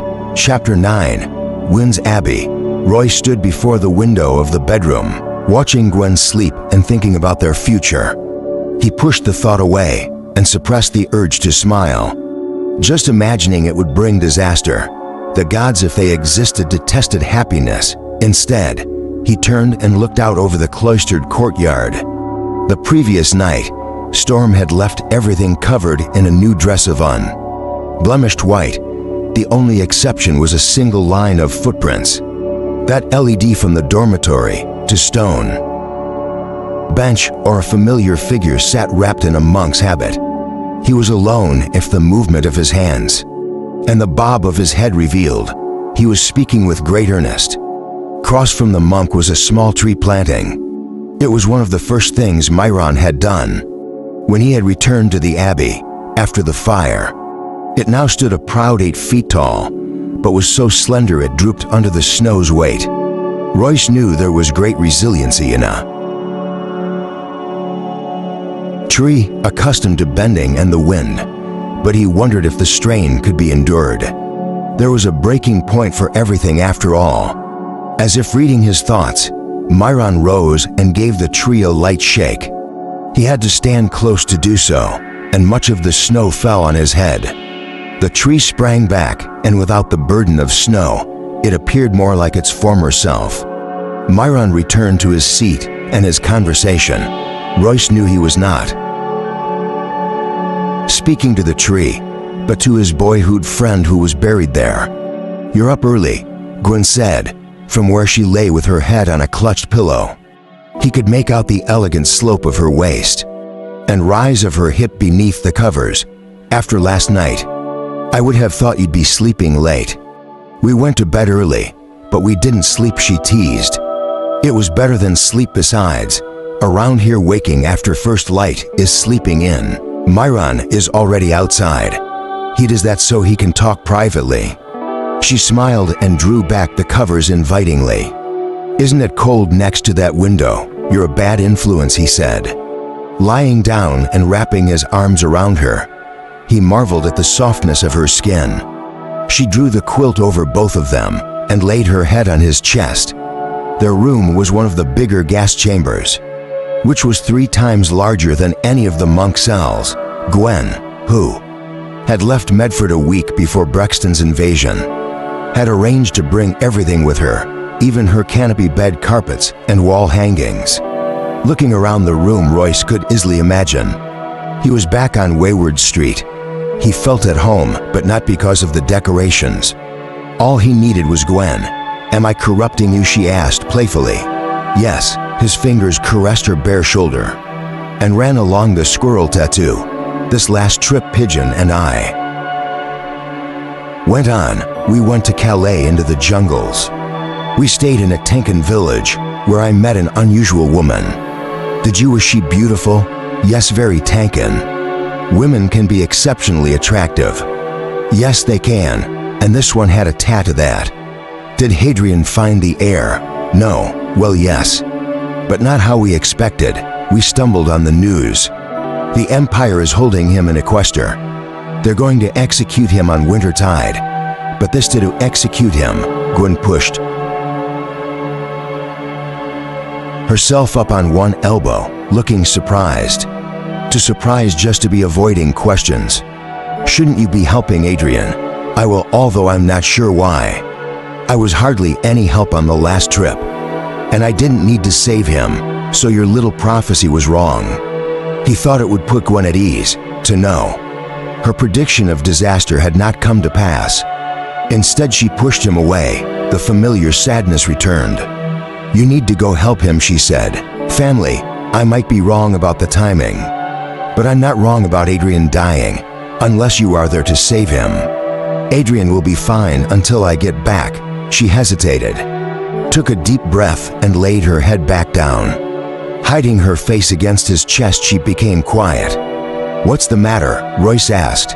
"I am a corrupting influence." "I wouldn't worry about that," he told her personally. "I've always rather liked corruption." There was a long pause, and he watched her head, riding on the swells of his breath.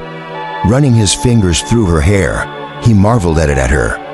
He touched the tattoo again. "Bryce, can we just lie here a little while?" She squeezed him, rubbing her cheek against his chest. "Can we just be still and listen to the wind and make believe it's blowing past us? Isn't it?" "No," she said, "but I want to pretend." "There wasn't much of a fight," Magnus said. Royce always thought the dwarfs' voice sounded louder and deeper than it should. For someone his size, they sat at a long table in the refectory. Now that Royce knew Gwen was safe, his appetite returned. The monks prepared an excellent meal, accompanied by the first good wine. He had tasted in ages, all right, just Ren, Magnus said, while mopping up the last of an egg. For someone so small, he ate a lot, and never passed up an opportunity for food, so Brechton's army took over everything except Drondel Fields, but they'll have that soon. "Who burnt Medford?" Royce asked. "Medford was burned when I came through there a couple of days ago, it was." The dwarf shrugged. "If I had to guess, I'd say church LED fanatics out of Chadwick. And maybe Dunmore. They have been pillaging homes and hunting elves since the invasion." Magnus finished eating and leaned back with his feet on an empty stool. Gwen sat beside Royce, clutching his arm as if she owned him. The very idea of belonging to her was so strange that he found it distracting, but he was surprised to discover he enjoyed the sensation. "So how long are you back for?" the dwarf asked. "Got time to let me see over. I'm leaving as soon as Myron gets done." Royce noticed the look from Gwen. "I am sure it won't take him more than a few days." "What's she doing drawing a map?" "Myron saw floor plan of the palace once, so he's off reproducing it. He said it's old. Real old, dates back to Glen Morgan apparently. When you leave," Gwen said, "take Mouse, give Rin's horse to Myron." "What does Myron need with a horse?" he asked. Gwen just smiled, and Royce knew better than to question further. "Okay, but I'm warning you now, he'll spoil it rotten." Myron sat at his desk in the scriptorium Carol, arguably his favorite place in the world. The peaked desk and small stool took up most of the cramped space between the stone columns. To his left, a half-moon window overlooked the courtyard. Outside, the world appeared frightfully cold. The wind howled past the window, leaving traces of snow in the corners of the wedding. The hilltop scrub shook with winter's fury tearing out. Myron appreciated the coziness of his tiny study. The niche in the room enveloped him like a rodent sparrow. Oftentimes, Myron considered how he might like to be a mole, or a shrew, not a dusky or a greater white tooth, or even a lesser white-toothed shrew, but just a common shrew or perhaps a mole. How pleasant an existence it would be to live underground, safe and warm in small hidden chambers. He could look out of the vast world with the sense of awe and delight in knowing there was no reason to venture forth. He put the finishing touches on the drawing for Royce and returned to working on the final pages of Elquin. This was the masterwork of the 5th dynastic poet, Orentini Fallon. It was a massive tome of personal reflections on how the patterns of nature related to the patterns in life. When completed, it would be the 20th book in Myron's quest to restore the Wines Abbey Library, with a mere 350 to remaining, not including the 520 for scrolls and 1,213 individual parchments. For more than 2 years' work, that accomplishment might not seem impressive, but Myron scribed full-time only in the winter, as the warmer months were devoted to helping put the finishing touches on the monastery. The new Wines Abbey was nearly completed. To most, it would appear exactly as it once was. But Myron knew better. It had the same types of windows, doors, desks and beds, but they were not the same ones. The roof was exactly as he remembered. Yet it was different, just like the people he missed. Brothers Ginlin, Heslin, and the rest. Not that Myron was unhappy with his new family. He liked the new Abbot Harkin. Brother Bandleton was a very fine cook, and Brother Zephyr was marvelous at drawing, and helped Myron with many of his illuminations. They were all wonderful, but like the windows, doors, and beds, they were not the same. No, for the last time. No, Roy shouted as he entered the small scriptorium, pursued by Magnus, just for a day or two. Magnus pleaded, "You can spare the dagger for that long. I only want to look at it. Study it, I won't damage it. Leave me alone." The two made their way toward Myron, weaving between the other desks. There were 24 in the room, but only Myron's was used with any regularity. "Oh, Royce, I've just finished, but you might want to wait for the ink to dry." Royce held the map to the light, scanning it critically for several minutes. Myron became concerned. "Something wrong? I can't believe how things like this are just sitting in your head. It's incredible, and you say, this is a map of the palace. The notation reads Warwick Castle."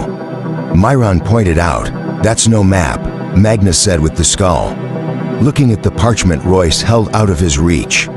"How would you know?" Royce asked. "Because what you have there are construction plans. You can see the builder's marks." Royce lowered the scroll, and Magnus pointed. "See here." The builder jotted down the amount of stone needed. Royce looked at the dwarf and then at Myron. "Is that right?" Myron shrugged. "Could be.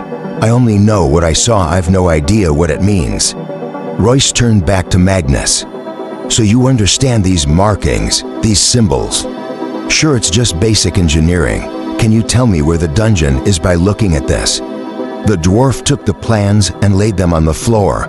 As the desks were too high for him to reach, he motioned for a candle and Royce brought it over. Magnus studied the map for several minutes before declaring, "Nope, no dungeon." Royce frowned. "That doesn't make sense. I've never heard of a palace or castle that didn't have some kind of dungeon." "Well, that's not the only strange thing about this place," Magnus said. "What do you mean?" "Well, there's nothing, and I mean nothing at all. Below ground level, not so much as a root cellar, so you can't stack tons of stone on just dirt. It'll sink, rain will erode it, the walls will shift and collapse." "But it hasn't," Myron said. "The records are reproduced, date back hundreds of years." which makes no sense. These plans show no supporting structure. No piles driven down to bedrock. No columns, there's nothing holding this place up. At least nothing drawn here. So what does that mean? Not sure, but if I were to guess, it's 'cause it's built on top of something else. They must have used an existing foundation. Knowing that and looking at this, could you give me an idea of where a dungeon is? If you were there, sure just need to see what it's sitting on. And give a good listen to the ground around it. I found you that tunnel to have them path after all. Alright, get packed. You're coming with me to Equester. What about the dagger? I promise to bequeath her to you. When I die, I can't wait until then. Don't worry at this rate.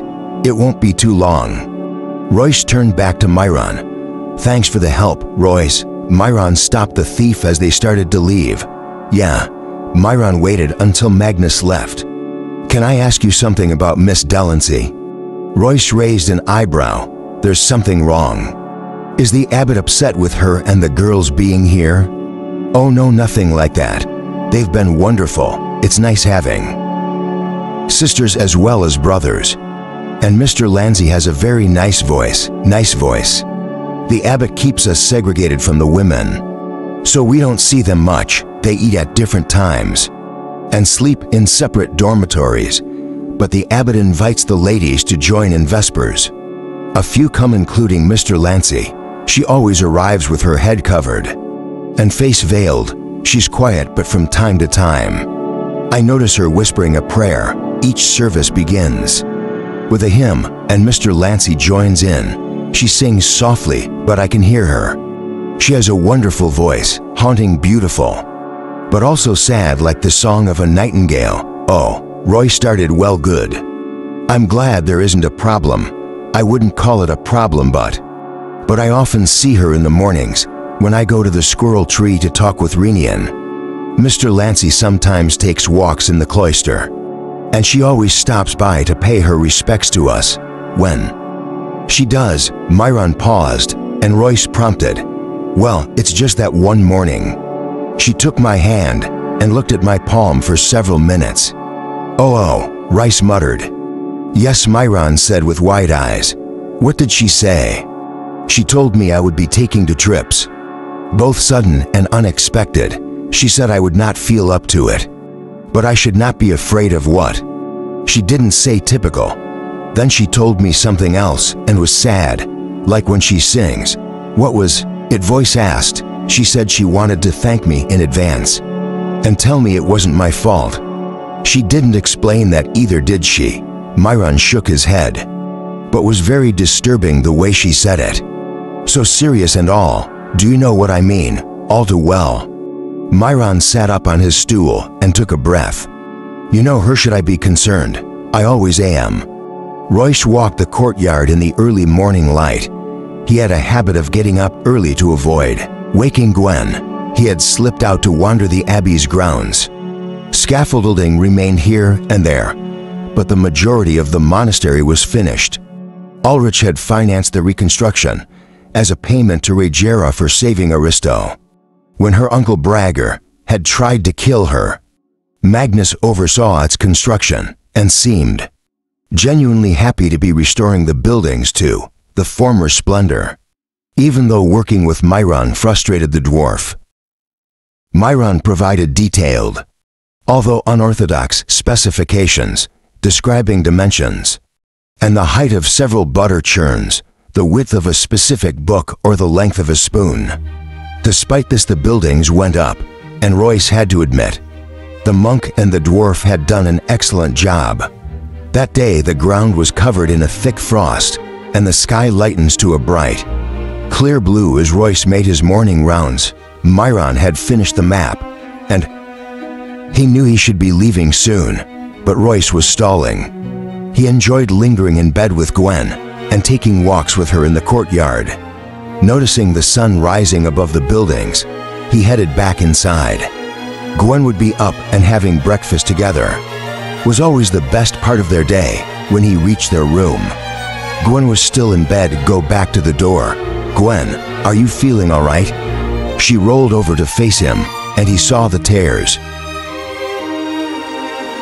In her eyes, Royce rushed to her side. "What is it? What's wrong?" She reached out and hugged him. "Bryce, I'm sorry. I wish there was more time. I wish Gwen what?" Someone knocked at the door, and the force pushed it open, the portly abbot, and the stranger stood awkwardly on the other side. "What is it?" Royce snapped as he studied the stranger. He was young and dressed in filthy clothes. His face showed signs of windburn, and the tip of his nose looked frostbitten. "Begging your pardon, Master Melbourne," the abbot said. "This man rode in great haste from Aquested to deliver a message to you." Royce glanced at Gwen and stood up, even as her fingers struggled to hold them. "Watch the message," Albert Winslow told me. "You would pay an extra gold tenant if I arrived quickly." I rode straight through. "What's the message?"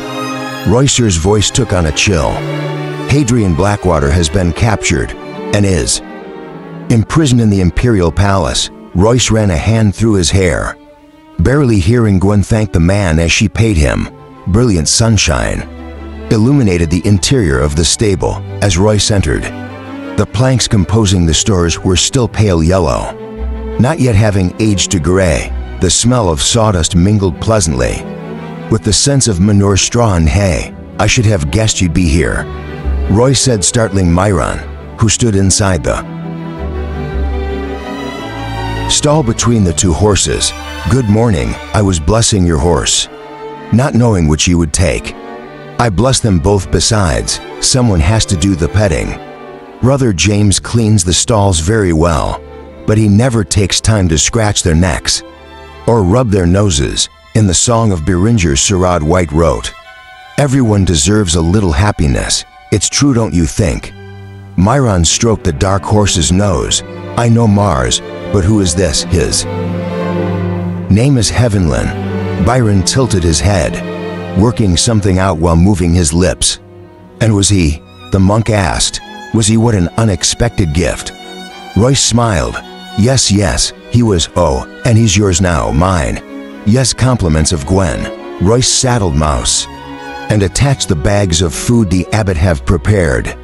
While Royce had said his goodbyes to Gwen, there had been too many partings over the years, each harder than the one before. "So you're off to help Adrian, and when I get back I'm taking Gwen and we're leaving. Going away from everyone and everything. Like you said, everyone deserves a little happiness, right?" Myron smiled. "Absolutely. Only what?" The monk paused before speaking again, rubbing Mouse's neck one last time. "Happiness comes from moving towards something. When you run away oft-times, you bring your misery with you." "Who are you quoting now?" "No one," Myron said. "I learned that one firsthand." Chapter 10, The Feast of Nobles. The 14-day-long Wintertide Festival officially began with the Feast of Nobles. In the palace's great hall, 27 colorful banners hung from the ceiling, each with the emblem of a noble house of Avron. 5 were noticeably absent, leaving gaps in the procession: the Blue Tower on the white field of the House Lanaclan of Glaucton, the red diamond on the black field of House Hessel of Burnham, the white lily on the green field of House Exeter of Hanlon, the gold sword on the green field of House Pickering of Gowland, and the gold crown falcon on the red field of House Essendon of Maylonger. In times of peace, the hall welcomed all 30 to families in celebration. The gaps in the line of banners were a reminder of the costs of war. The palace shimmered with the decorations of the holiday season: wreaths and strings of garland, the stones, the walls and frames, the windows, elaborate chandeliers draped in red and gold streamers, spilled light across polished marble floors, for large stone hearts filled the great hall with a warm orange glow, and rows of tall arch windows gowned in snowflake embroidered curtains, LED in the last light of the setting sun. On a dais at the far end of the room, the head table ran along the interior wall like rays from the sun. 3 longer tables extended out from it, trimmed with fanciful centerpieces, woven from holly branches and accentuated with pine cones. As many as 50 nobles each dressed in his or her finest garments, already filled the hall. Some stood in groups, speaking in lordly voices.